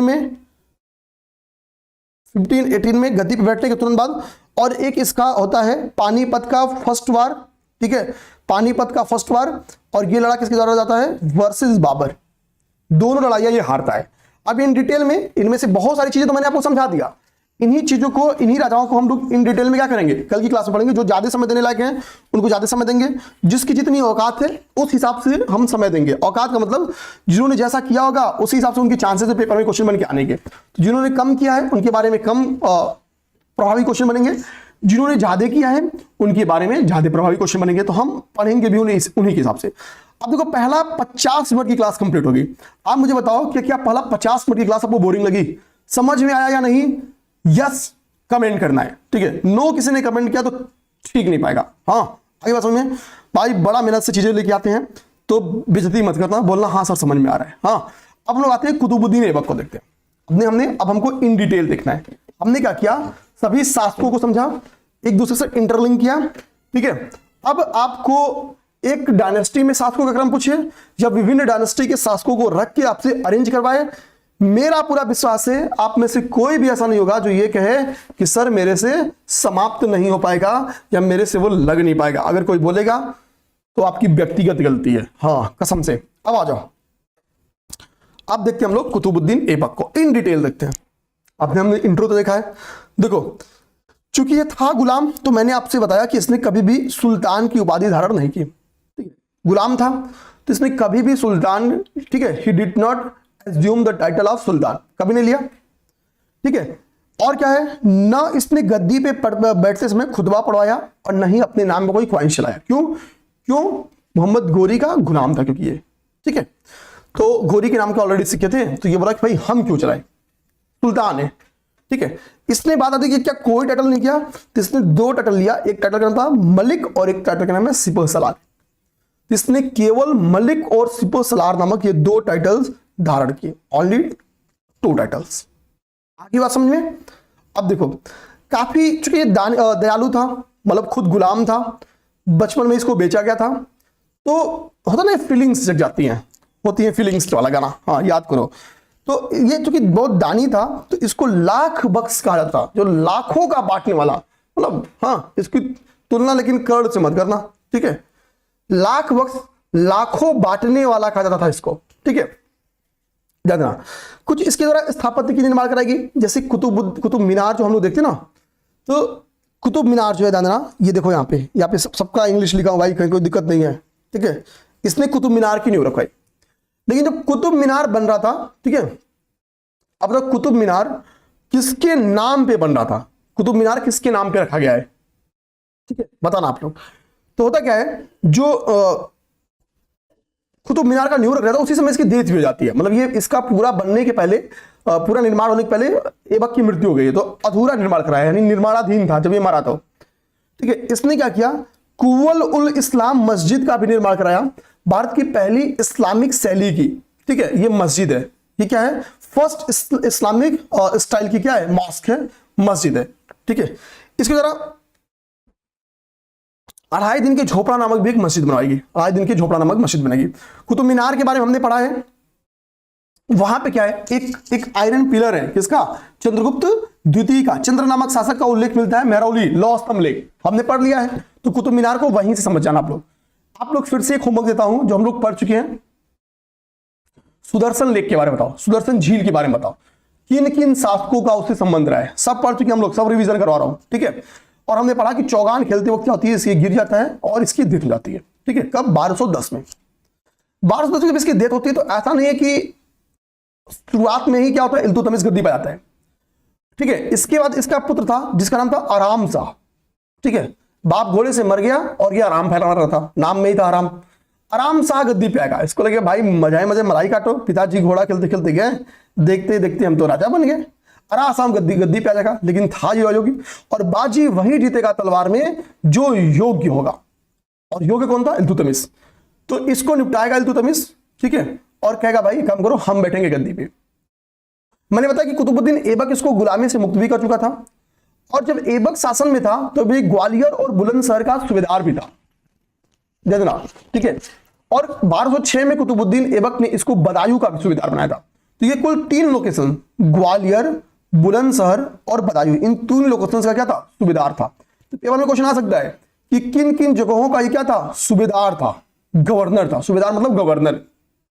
तो गवर्नर के रूप में इसने राजा बनने के पहले, सुल्तान बनने के पहले 3 जगहों पर सेवाएं दिया था ऐसा ग्वालियर, बुलंदशहर और बदायूं। ग्वालियर, बुलंदशहर, बदायूं, ठीक है। अब इल्तुतमिश के बारे में देखते हैं। तो इल्तुतमिश भी आएगा तो शुरुआत में कुछ संघर्ष करता है। तो सबसे पहले हम लोग क्या करें, वो संघर्ष देख ले।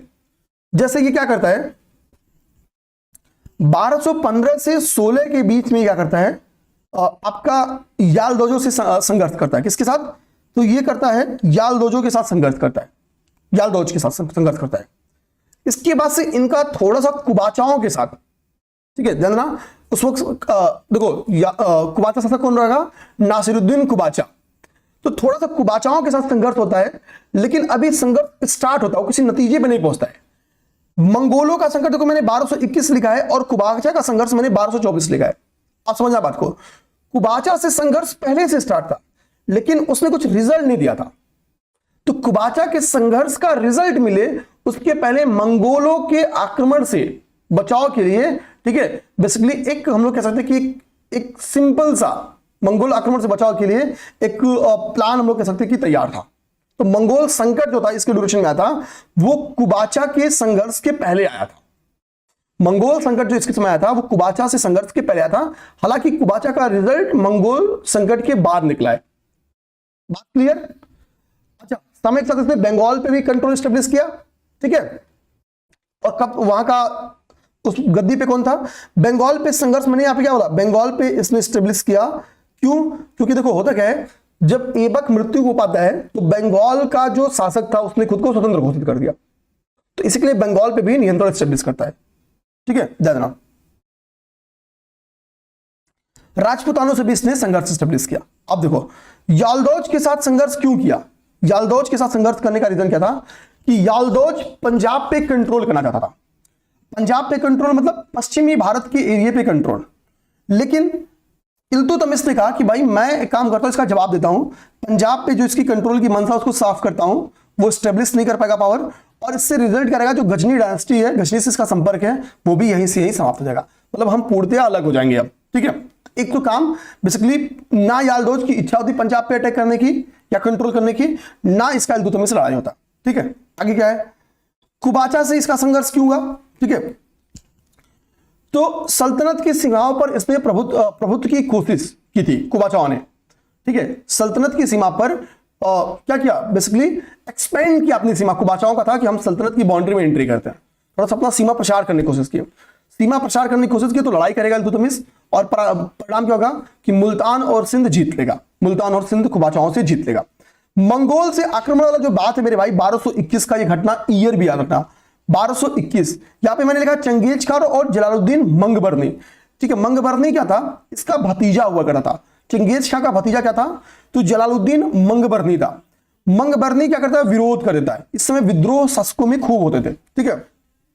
अभी आपने छावा मूवी आई थी, तो छावा मूवी में हमने देखा क्या कि खुद औरंगजेब का लड़का विद्रोह करके आया था, ठीक है। तो विद्रोह खूब होते थे। तो जलालुद्दीन मंगबरनी क्या करेगा, विद्रोह कर देगा। विद्रोह होता है तो जाहिर बात है चंगेज खान इसको छेन छोटा करेगा। तो हाइट में तो चंगेज खान छोटा था, लेकिन बड़ा दर्दनाक वो था, मतलब शासक था। तो क्या जलालुद्दीन मंगबरनी मिल जाए तो मतलब नोच देंगे इनको एकदम। अब मंगबरनी जान बचा के कहा आएगा, दिल्ली, सिंधु पार करेगा। इल्तुतमिश का दरवाजा खटखटाएगा। इल्तुतमिश बोले कौन, बोलेगा मंगबरनी।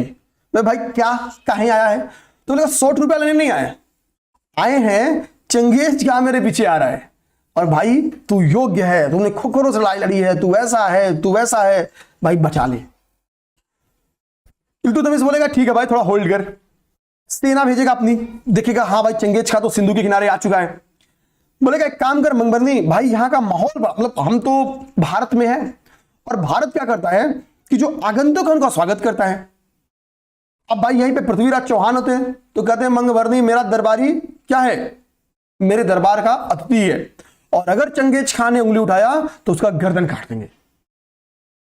लेकिन इल्तुतमिश क्या कहा, इल्तुतमिश बहुत होशियारी से जवाब देगा, कहेगा मंगबरनी भाई यहाँ की ना अभी तुम आए हो, समझ रहे हो ना, हाँ तुम्हारी तबीयत खराब हो जाएगी, वो दौड़ भाग करके आओ, तुम जहां से आओ वहां का परिवेश जो इन्वायरमेंट थोड़ा अजीब अलग है। अभी तुम जहां पे आओ यहाँ पे मौसम गर्म रहता है, तुम्हारी तबीयत खराब हो जाएगी, सर्दी हो सकती है तुमको, तो हम नहीं चाहते तुम्हारी तबीयत खराब हो जाए, तुमको सर्दी हो जाए। तो एक काम करो, तुम यहां से जाओ, तुम्हारे लिए परिस्थिति अच्छी नहीं है।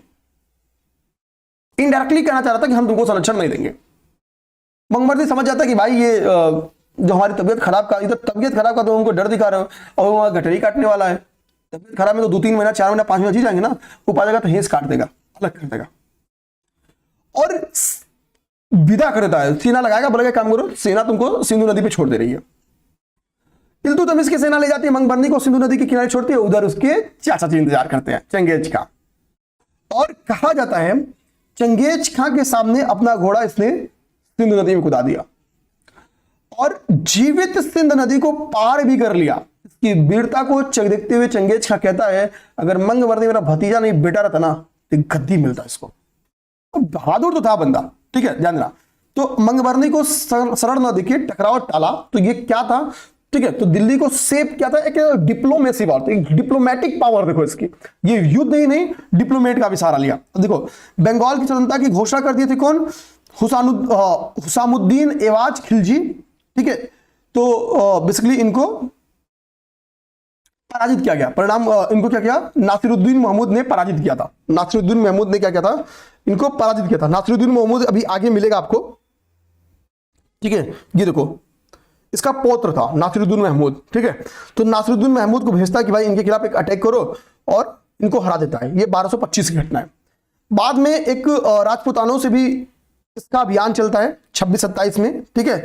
और रणथंभौर पर 1226 में और 1227 में कहां पे विजय कर लेगा, बेसिकली मंडोर पर। अब देखो इसका विजय का क्रम आ गया, मतलब इसकी लड़ाई हो या विजय का क्रम आ गया तो क्या करेंगे। रणथंभौर जीता 1226 में, मंडोर जीता 27 में, बंगाल जीता कब, 25 में, बंगाल जीता 25 में, ठीक है। मुल्तान और सिंध जीता कब, तो 1224 से 28 के बीच है। तो पहले मुल्तान, फिर सिंध, फिर बंगाल, फिर रणथंभौर, फिर मंडोर। आगे बात हमने इस हिसाब से इसने जिताई की है।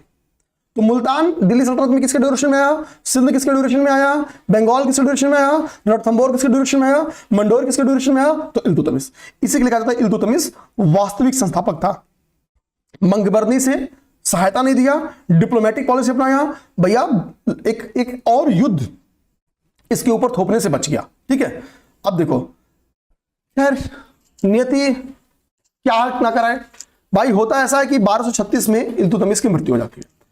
इल्तुतमिश मृत्यु होगा तो होगा क्या, अब इल्तुतमिश की सबसे योग्य बेटियां थी और इसका एक भाई था, जानना इसका एक भाई था, वो भी योग्य नहीं था, उसका नाम था बहराम शाह। हमने उधर आराम शाह देखा, इधर बहराम शाह देखो। तो रजिया सुल्तान, रजिया को इल्तुतमिश की इच्छा थी कि गद्दी बैठा दिया जाए, यानी शासिका बने रजिया। योग्य थी रजिया, रजिया को अगर शायद दरबारी षड्यंत्र का शिकार नहीं बनी होती तो एक स्टेबल शासन स्टेब्लिश करती और दिखाती कि दम है मुझमें, ठीक है। अच्छा अब आओ देखो, आप हिंदू शाही शासकों में या हिंदू राजवंशों में आप कई शासकाएं पाओगे, ठीक है। मराठाओं में भी महिलाओं ने नेतृत्व संभाला, ठीक है। आपको सातवाहनों में भी देखने को मिलता है, मतलब हिंदू डायनेस्टीज में आपको भर भर के हिंदू शासकाओं के एग्जांपल्स देखने को मिलते हैं, संरक्षण प्रदान करने वाले शासकों के एग्जांपल मिलते हैं।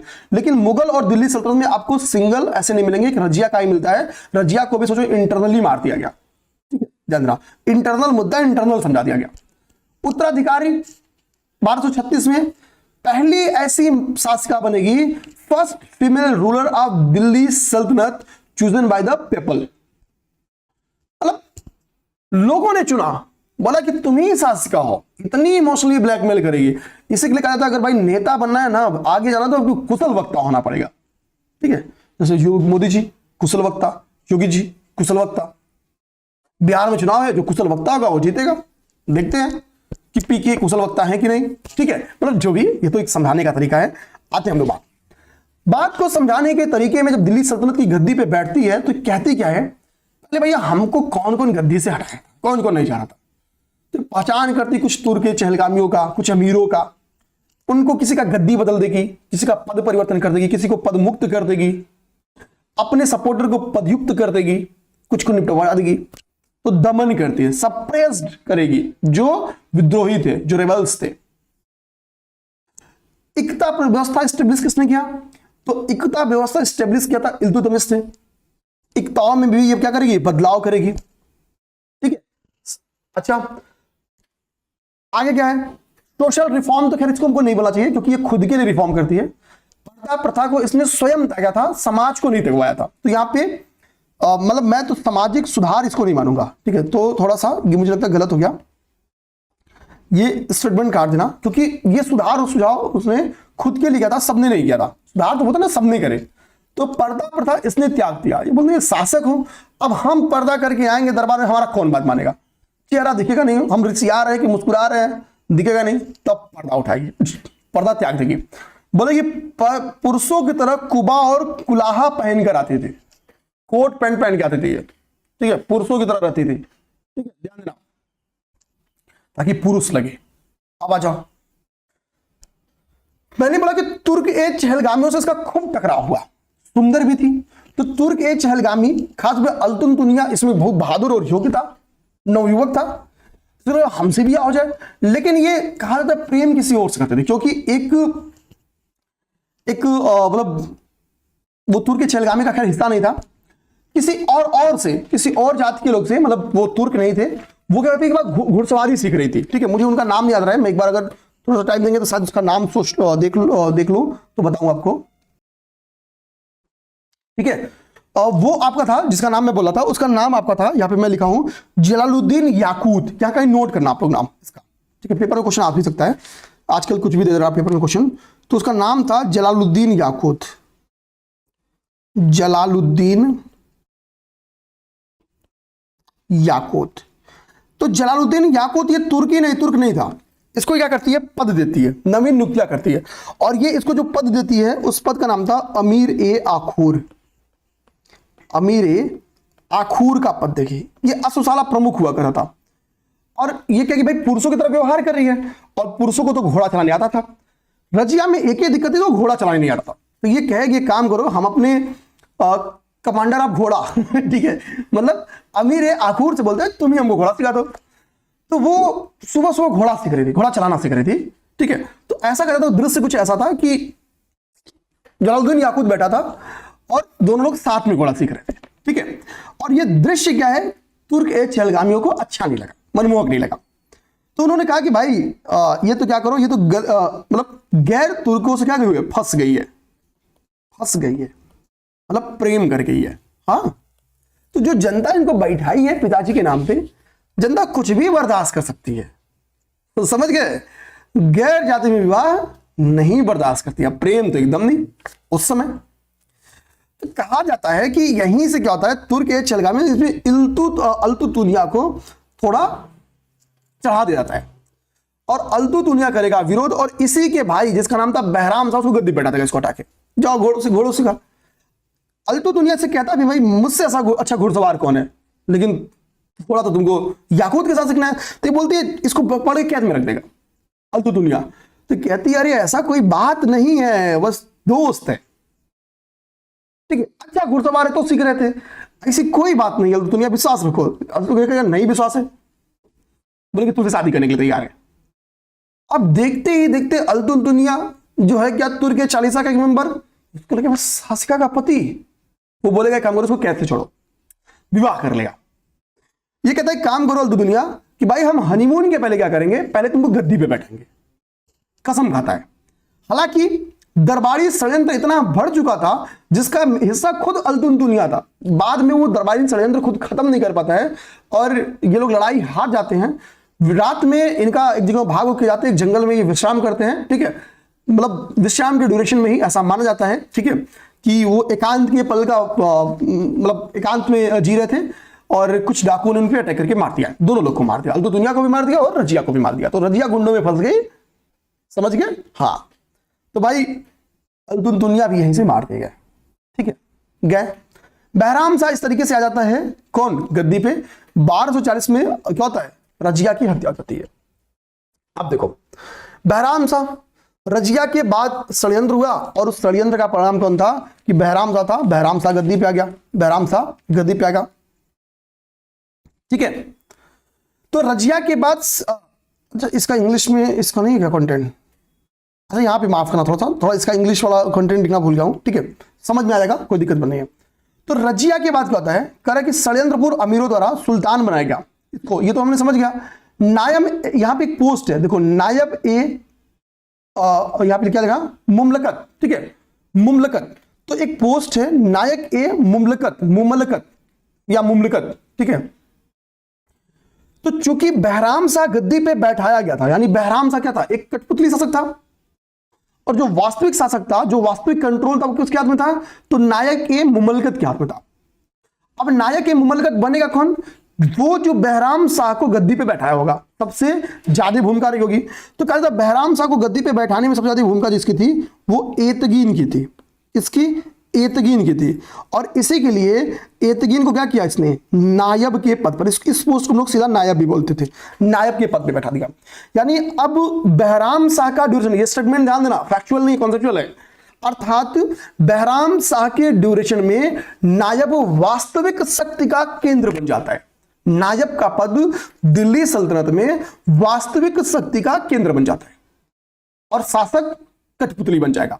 आगे बात, तो तुर्क के चहलगामी में जो सबसे महत्वपूर्ण पद बन गया वो क्या हो गया, नायब का पोस्ट था, ठीक है। अब देखो जानना, हमने पढ़ा मंगोल आक्रमण, तो इल्तुतमिश ने अपनी सूझबूझ से क्या करता है, मंगोल आक्रमण को रोक देगा। लेकिन इसके ड्यूरेशन में ही क्या होता है, क्योंकि अब मंगोल को भी तो पता है, उनको भी पता हमको भारत जीतना है, और मंगोल अटैक करते हैं 1241 में। तैर, एक मंगोल आक्रमणकारी इसका नाम है तैर, तैर, तैर के नहीं आता है, चल के आता है, ये नाम था तैर। तो तैर क्या करेगा, तैर करेगा अटैक, ये क्या, ये मंगोल है, मंगोल है, ये मंगोल है, ठीक है, अटैक करता है, ठीक है, कहां पे, मुल्तान के ऊपर। और मुल्तान किसी कंट्रोल में है, तो मुल्तान दिल्ली सल्तनत के कंट्रोल में। हमने पहले बता दिया कि मुल्तान पे कंट्रोल कैसे एस्टेब्लिश हुआ, ऊपर हमने क्या किया, मुल्तान के बारे में पढ़ दिया है। तो बहराम शाह के बारे में दो इंपॉर्टेंट, जो नायब का पद पावरफुल बनता है, कंट्रोल में आता है, वास्तविक संधि बनेगी वो इसी के समय, और मंगोल आक्रमण इसी के समय हो जा रहा है। फिजिकल आक्रमण पर पिछली बार मंगबरनी के समय में केवल चुनौती मिली थी, ठीक है भाई, कर देंगे, छोड़ेंगे नहीं। तो तुमसे बोलेगा हम छोड़ दे रहे, तुमको कहां नहीं छोड़ोगे, हम ही छोड़ दे रहे, हम कहा है दुश्मनी पालेंगे तुमसे भाई, बहादुर हो हमको पता है, ठीक है। तब चंगेज खां था, तब कौन था, तब चंगेज खां था। अब देखो 2 ही साल बाद होता क्या है, इसकी हत्या हो जाएगी, ठीक है, और गद्दी पे कौन आएगा, अलाउद्दीन मसूद शाह। देखो जब भी दरबारी षड्यंत्र होगा, कोई कठपुतली शासक आएगा, तो जब तक वो नायब के पद के अनुसार चलेगा, उसके कहने के अनुसार चलेगा, जिएगा, नहीं तो दरबारी षड्यंत्र होगा, किसी न किसी से लोग मरवा देंगे। ये हाल यही नहीं चलेगा, ये हाल अभी लेटर मुगल पीरियड में भी आप देखोगे, ये वहां भी होता है, ठीक है। अब देखना, अब अलाउद्दीन मसूद शाह, अलाउद्दीन मसूद शाह पड़ेगा, ठीक है। मैंने बोला कि ऊपर ही नायब क्या है, नायब पावरफुल हो गए हैं। इसकी हत्या असल में नायब के द्वारा कहा जाता है करवा के, और मसूद शाह को लाया गया था, ठीक है, मसूद शाह को लाया गया था। कहते हैं मसूद शाह को गद्दी में लाने में बलबन की भी भूमिका थी, बलबन की भी भूमिका थी। मैंने बोला चहलगामी अब क्या होंगे, और पावरफुल बन जाएंगे, तुर्क के चहलगामी जो थे, जो 40 दल था, वो और पावरफुल बन जाएगा। इसने बलबन को क्या किया, ठीक है, एक पोस्ट दिया था, वो अमीर ए हाजिब, यहां पे पढ़ना क्योंकि बलबन आगे शासक बनता है तो ये आ सकता है। बलबन को अमीर ए हाजिब नियुक्त किया था, कौन, मसूद शाह, अलाउद्दीन मसूद शाह, याद रखना। तो कठपुतली शासक में कौन आ रहा है, पहले बहराम शाह आ रहा है, कौन आ रहा है, बहराम शाह आ रहा है, और बहराम शाह के बाद कौन आता है, मसूद शाह आता है। मसूद शाह क्या कहता है, बलबन को अमीर ए हाजिब की पोस्ट देगा, अमीर ए हाजिब की पोस्ट देगा, और अमीर ए हाजिब की पोस्ट पे रहते हुए मसूद शाह क्या करेगा, बलबन अपदस्थ कर देगा, इसको अपदस्थ कर दिया जाता है, अपदस्थ कर देगा। अब नासिरुद्दीन महमूद 1246 से 1266 तक गद्दी पे है, इसको अपदस्थ करके बलबन क्या करता है, नासिरुद्दीन महमूद को गद्दी पे लाएगा और अपने नायब का पोस्ट लेता है। इससे कौन सी पोस्ट लेगा, नायब का पोस्ट लेगा। और कहा जाता है कि 20 ईयर जब तक ये शासन में था इसका नासिरुद्दीन महमूद, इसका दामाद, तब तक ये नायब के पोस्ट पे बना रहता है, कौन, बलबन। तो बलबन ऊपर किस पोस्ट पे है, तो तुर्क ए चहलगामी का हिस्सा है, और तुर्क ए चहलगामी का हिस्सा इल्तुतमिश के समय से है बलबन। लेकिन तुर्क ए चहलगामी के सबसे बड़े पोस्ट पे इसका जो पकड़ है वो मसूद शाह से बनता है।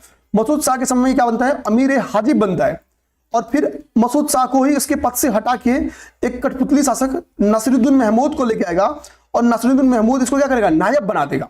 ठीक है। और नायब हमने पढ़ा दिया कि वास्तविक शासक हुआ करता था। नासिरुद्दीन महमूद के बारे में हमने ऊपर पढ़ा, ये थोड़ा सा योग्य भी था। यहां पे देखो नासिरुद्दीन महमूद के बारे में पढ़ा था, यहां पढ़ा था हमने कि बंगाल पे जब नियंत्रण स्टेब्लिश किया गया था इल्तुतमिश के द्वारा, तो क्या था कि नासिरुद्दीन महमूद ने ही अटैक किया था, ठीक है। लेकिन अब भाई ये कठपुतली शासक है, ठीक है। तो यहां पे क्या लिखा, इल्तुतमिश का पौत्र था, ठीक है। बंगाल पे इसने नियंत्रण स्टेब्लिश किया था, ये भी दिमाग रखना। क्या लिखा मैंने, अंतिम शमसी शासक था। क्यों? क्योंकि इसके बाद से भाई इसका कोई पुत्र या भाई या बहन या बेटा भतीजा कुछ भी नहीं है बलबन, लेकिन अब गद्दी पे बलबन बन रहा है। तो यानी शमसी वंश का अंतिम शासक है कौन, नासिरुद्दीन महमूद, ठीक है। पूरी याद को जब मैंने पढ़ाया गौर वंश से, वहीं से समझा था शमसी डायनेस्टी, ठीक है। तो शमसी वंश का आपसे पूछे कि अंतिम शासक कौन था, तो नासिरुद्दीन महमूद था, ठीक है। दिल्ली सल्तनत का स्लेव डायनेस्टी का अंतिम शासक नहीं था, शमसी वंश का था। ये काफी फ्रेंडली स्वभाव का था, स्वंत स्वभाव का था, धार्मिक प्रवृत्ति का था, यानी दान उनमें देने में ये काफी विश्वास रखता था। 20 साल तक नायब इसके पद में इसके ससुर थे। इसने अपनी बेटी का विवाह, बलबन ने अपनी बेटी का विवाह नासिरुद्दीन महमूद से करा था, ठीक है। आप नाम सुने होंगे एक बुक का, उस बुक का नाम है, ध्यान देना, ठीक है, तबकात ए नासिरी, एक बुक है। तो इसमें जो नासिरी है ना वर्ड, ये वर्ड नासिरी इस नासिरुद्दीन मोहम्मद के ऊपर ही है, ध्यान देना। तो कहा जाता है कि मिनहाज उस सिराज द्वारा जो तबकात ए नासिरी बुक लिखी गई थी, ये पेपर में क्वेश्चन आता है कि मिनहाज उस सिराज ने कौन सी बुक लिखी, ये पेपर में क्वेश्चन बन के आया हुआ है। तो मिनहाज उस सिराज ने तबकात ए नासिरी नामक बुक लिखी थी, और ये बुक किसकी थी, मिनहाज किसके ऊपर थी, तो नासिरुद्दीन के ही ऊपर थी, नासिरुद्दीन के ऊपर थी। और भाई इसकी मृत्यु हो जाती है, ठीक है। इसकी मृत्यु लगभग यहाँ पे 1565 लिखा है, मतलब जस्ट स्टार्ट हो जाती है, तो 66 कर लो भाई, मृत्यु 66 हो जाएगी। इसकी मृत्यु होगी भाई, अब गद्दी 66 पर है, मृत्यु 65 में हुई, ऐसा तो हो नहीं सकता है, तो मृत्यु भी 66 में होगी, ठीक है। ये थोड़ा सा फैक्ट मिसमैच है, हो जाएगा, ठीक है। अब भाई ये गए, अब वास्तविक शक्ति किसके हाथ में थी, वास्तविक शक्ति थी बलबन के हाथ में, और बलबन नासिरुद्दीन महमूद का क्या बन चुका है, ससुर बन चुका है। ससुर आ गया कहां, गद्दी पे, तो बलबन स्टार्ट हो गया। बलबन क्या होगा, तो 1266 में बलबन कौन क्या बनेगा, 1266 में बलबन गद्दी पे आएगा, और 1286 तक गद्दी पे रहेगा, 1286 तक गद्दी पे रहेगा। तो यानी अब हमारा काम क्या है, किसको पढ़ना, तो अब हमारा काम है बलबन को पढ़ना, अब हमारा काम है बलबन पढ़ना, बलबन पढ़ना। बलबन 1266 से लेके 1286 तक गद्दी पे रहता है। यानी कह सकते हो आप कि बलबन ने 20 वर्ष तक नायब के पद पे और 20 वर्ष तक शासक के पद पे कार्य किया। तो आंसर सही होगा कि गलत, आंसर सही होगा, ध्यान देना। फैक्ट से ही कॉन्सेप्ट निकालूंगा, सब समझ में आएगा। अब देखो बलबन का परिचय पहले देखो, समझो। तो कह रहा कि इसका जो रियल नाम था वो बहाउद्दीन था। क्या नाम था मेरे भाई, इसका रियल नाम बहाउद्दीन था। यह एक इल्बरी तुर्क था, ठीक है। ये स्टेटमेंट भी आपको समझा दिया। अब आगे आओ, इसका काम क्या था, इसका सबसे पहला काम था कि भाई रिस्टोर करना जो डिग्निटी थी सल्तनत की, जो खत्म हो चुकी थी। सल्तनत की डिग्निटी को किसने खत्म किया, तो तुर्क के 40 ने। तो पहली बात तो उस डिग्निटी को वापस करो। इसके लिए क्या किया, थियरी ऑफ किंगशिप दिया, यानी राजत्व का सिद्धांत दिया। राजत्व का सिद्धांत ये कहता है कि भाई राजा क्या है, राजा ईश्वर की परछाई है, और इस राजा को धोखा देना, राजा के कहने की बात ना मानना, राजा के आदेशों का पालन ना करना, मतलब ईश्वर के आदेशों का पालन ना करना। आप राजा की इज्जत उसी प्रकार से करो जिस प्रकार से आप ईश्वर की पूजा करते हो, ईश्वर की इज्जत करते हो। यानी ईश्वर के विरुद्ध हम कभी विद्रोह तो करते नहीं है, मीन्स आप अपने राजा के खिलाफ विद्रोह ना करो। अगला क्या करेगा, इसको पता है कि भाई ये जो तुर्क है चहलगामी है, कैसा काम कर रहे हैं, ये चहलगामी का भी इशारा था। तो ये पहले आएगा, ये कहेगा हम क्या करते हैं, सप्रेस्ड करेगा, समाप्त कर देगा किस चीज को, तो ये 40 दल को। तो किसने निर्माण किया, तो निर्माण किया इल्तुतमिश ने। 40 दल का गठन किसने किया, तो 40 दल का गठन इल्तुतमिश करता है, लेकिन इसको समाप्त कौन करेगा, तो इसको समाप्त बलबन करेगा। आ जाओ, इसने प्रशासनिक सुधार करते हुए एक दीवाने अर्ज नामक एक विभाग स्टेब्लिश किया, ठीक है, ध्यान रखना। प्रशासनिक बेसिकली एक सैन्य रिफॉर्म था। क्यों भाई, मंगोल आक्रमण हो रहा है, तो मंगोल आक्रमण से खुद की सुरक्षा, साम्राज्य की सुरक्षा बढ़ाने के लिए इसने दीवाने अर्ज नामक विभाग का गठन करता है, जो कि एक सैन्य विभाग था। और इंटरनल कोई द्रोह ना हो, क्योंकि इसने तुर्की चहलगामी को क्या किया, समाप्त कर दिया। अब वास्तविक शक्ति किसके हाथ में आ गई, तो वास्तविक शक्ति का उपभोग करने वाली शमसी वंश की अंतिम शासक आपसे पूछे तो क्या होगा, समझो मेरी बात। शमसी वंश का अंतिम शासक कौन था, तो वो नासिरुद्दीन महमूद था। हमने क्या पढ़ा ऊपर, अंतिम शासक नासिरुद्दीन महमूद था। लेकिन वास्तविक शक्ति इसके पास नहीं थी, वास्तविक शक्ति तो रजिया सुल्तान के पास है, सब कठपुतली आ गए। तो मतलब अंतिम शासिका कौन रही होगी, तो रजिया ही रही होगी। ठीक है, आ जाओ।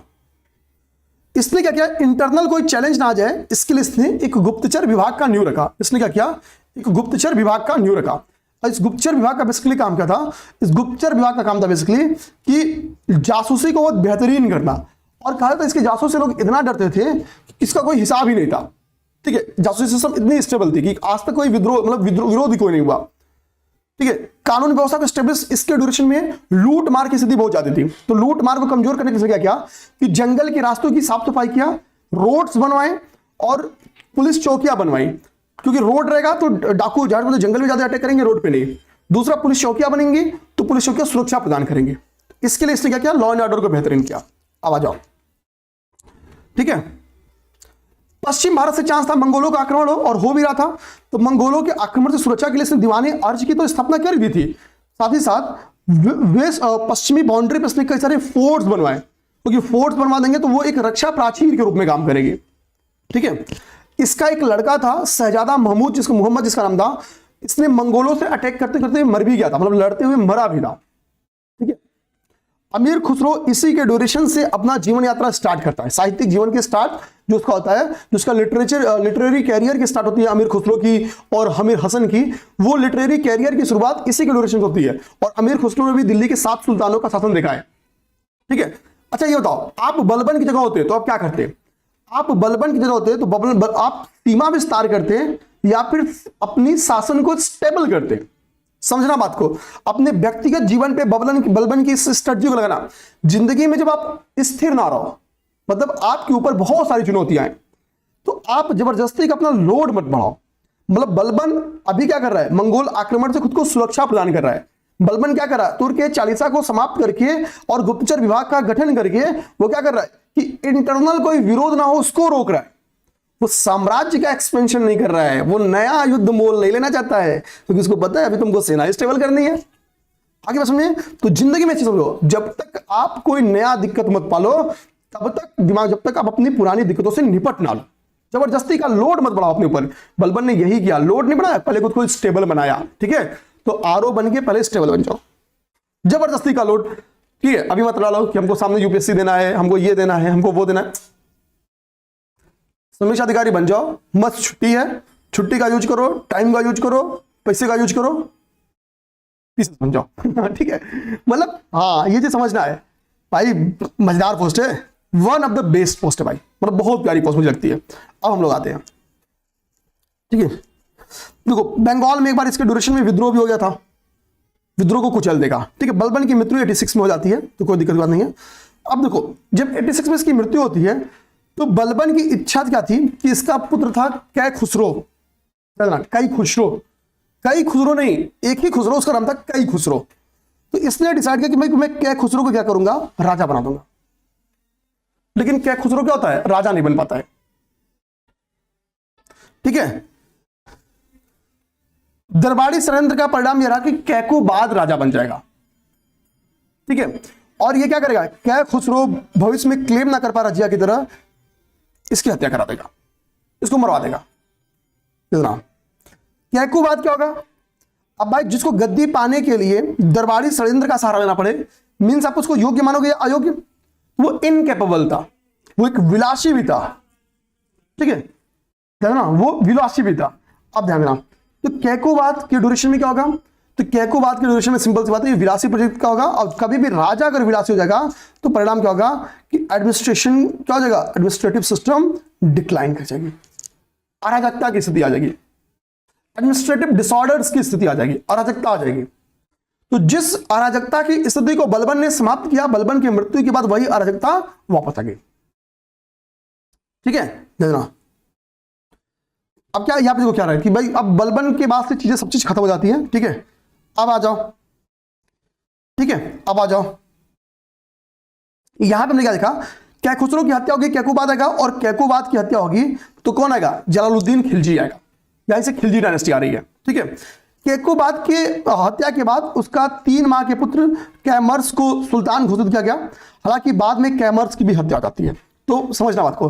पहले किसकी हत्या, कैकुबाद की, पहले किसकी हत्या, तो कैखुसरो, कई खुसरो नहीं, एक ही खुसरो, नाम कई, कैखुसरो की हत्या होगी। कैखुसरो की हत्या होगी, कौन आएगा, कैकुबाद आएगा।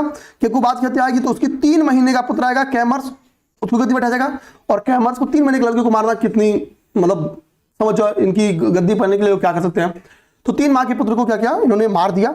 और खिलजी डायनेस्टी इस तरीके से इसकी न्यू होती, क्यों, क्योंकि जलालुद्दीन खिलजी के द्वारा बेसिकली हत्या की जाती है कैमर्स की, और खिलजी वंश की न्यू रखी जाती है। ठीक है, और इस तरीके से गुलाम डायनेस्टी का अंत हो जाता है। तो हमने पूरी क्या की, गुलाम डायनेस्टी को खत्म कर लिया। अब हम लोग समझेंगे अपना जलालुद्दीन खिलजी, जितना है अभी थोड़ा सा एटलीस्ट बस इंट्रो देख लेते हैं। देखो जलालुद्दीन, जब जलालुद्दीन खिलजी के बारे में देखेंगे तो मैंने आपको जलालुद्दीन खिलजी का जब इंट्रो दिया था तो इंट्रो में क्या बताया कि भाई ये उच्च मुस्लिम जाति से संबंधित नहीं था, ये संकर था बेसिकली, जो अफगानिस्तान में लंबे समय तक था। तो तुर्क अफगान जो हाइब्रिड कल्चर है उसका ये मतलब पोषक था, या उससे उत्पन्न था, कह सकते हो। तो इसको नॉर्मली मुस्लिमों में निम्न जाति को कहा, यानी लोअर मुस्लिम इसको समझा जाता था। ठीक है, इसने क्या था कि शासन चलाने में ना ही इसने मतलब परंपरा को देखा, मतलब जो चलते आ रहा था कि फला ही लोग अधिकारी बनेंगे, फला ही लोग अधिकारी बनेंगे। दूसरा, ना ही इसने धर्म को राजनीति में एंट्री किया, धर्म को राजनीति से पूरा अलग कर दिया, धर्म को राजनीति से पूरा मुक्त कर दिया। ठीक है, तो धर्म को राजनीति से अलग करने वाला पहला शासक कौन था, तो जलालुद्दीन जो जला दे लोगों को। ठीक है, तो धर्म से राजनीति को अलग कर दिया क्या इसने, मुस्लिम लोगों को, मुस्लिम जो उलेमा रहे होंगे, जो मौलवी रहे होंगे, उनको जला दिया होगा। सिंपल सी बात, ऐसे याद करो जलालुद्दीन।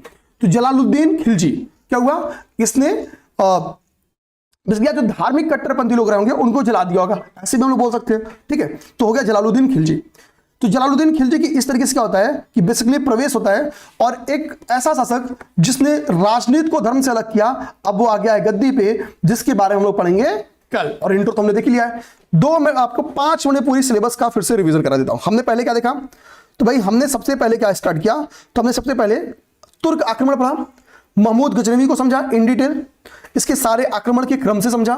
फिर हमने मोहम्मद गोरी को समझा, इन लोगों की पूरी की पूरी लड़ाइयों को मतलब वो समझा। ठीक है, फिर गोरी के अटैक्स को समझा। ठीक है, फिर वो तराइन का वार पूरा बढ़िया से समझा, तराइन का पहला वार, तराइन का दूसरा वार, और चंदावर का युद्ध, ये बड़ा इंपॉर्टेंट है, इसको समझा। इसके बाद हमने दिल्ली सल्तनत के क्रम को समझा। दिल्ली सल्तनत में हमने समझा कि 5 डायनेस्टी आई थी, जिसका नाम था गुलाम, दूसरे का नाम था खिलजी, तीसरे का नाम था तुगलक, चौथे का नाम था सैयद, पांचवे का नाम था लोधी। फिर हमने देखा क्या, गुलाम डायनेस्टी में जो शासक आए थे उनमें ऐबक था, ऐबक का लड़का ऐबक का गुलाम इल्तुतमिश था, उसकी बेटी सुल्तान थी, उसका भाई मतलब रजिया सुल्तान का भाई बहराम शाह था। फिर उसके बाद से कठपुतली शासक आना स्टार्ट होते हैं। ठीक है, नासिरुद्दीन अलाउद्दीन मसूद शाह आता है, फिर नासिरुद्दीन महमूद आता है। नासिरुद्दीन महमूद दामाद बनता है किसका, बलबन का। ठीक है, नासिरुद्दीन महमूद क्या करेगा, नायब के पद पे स्टेबल करेगा बलबन को 20 सालों तक। फिर गयासुद्दीन बलबन शासन को स्टेबल करेगा। ठीक है, आर्मी को स्टेबल करेगा। ठीक है, और जो गुप्तचर सिस्टम था उसको स्टेबल करेगा, 20 साल तक शासन करेगा। लेकिन बलबन के मरने के 3 साल में ही सब कुछ खत्म हो जाता है। बलबन कहता है क्या, बलबन कहता है ठीक है कि क्या खिलजियों को क्या करना, हमको शासक बनाना है, लेकिन वो नहीं बनेगा, कैकुबाद बनेगा। कैकुबाद के पास क्या हो जाएगा, कैमर्स आता है। कैमर्स चूंकि 3 साल का बच्चा था तो उसको मार के क्या हो जाएगा, खिलजी डायनेस्टी की नींव रखता है, जलालुद्दीन खिलजी के द्वारा रख दी जाती है। ये सारी चीजें हमने इन डिटेल समझा। किसी को, मुझे नहीं लगता कोई दिक्कत आई होगी क्लास में, आई हो तो प्लीज कमेंट करके बताना,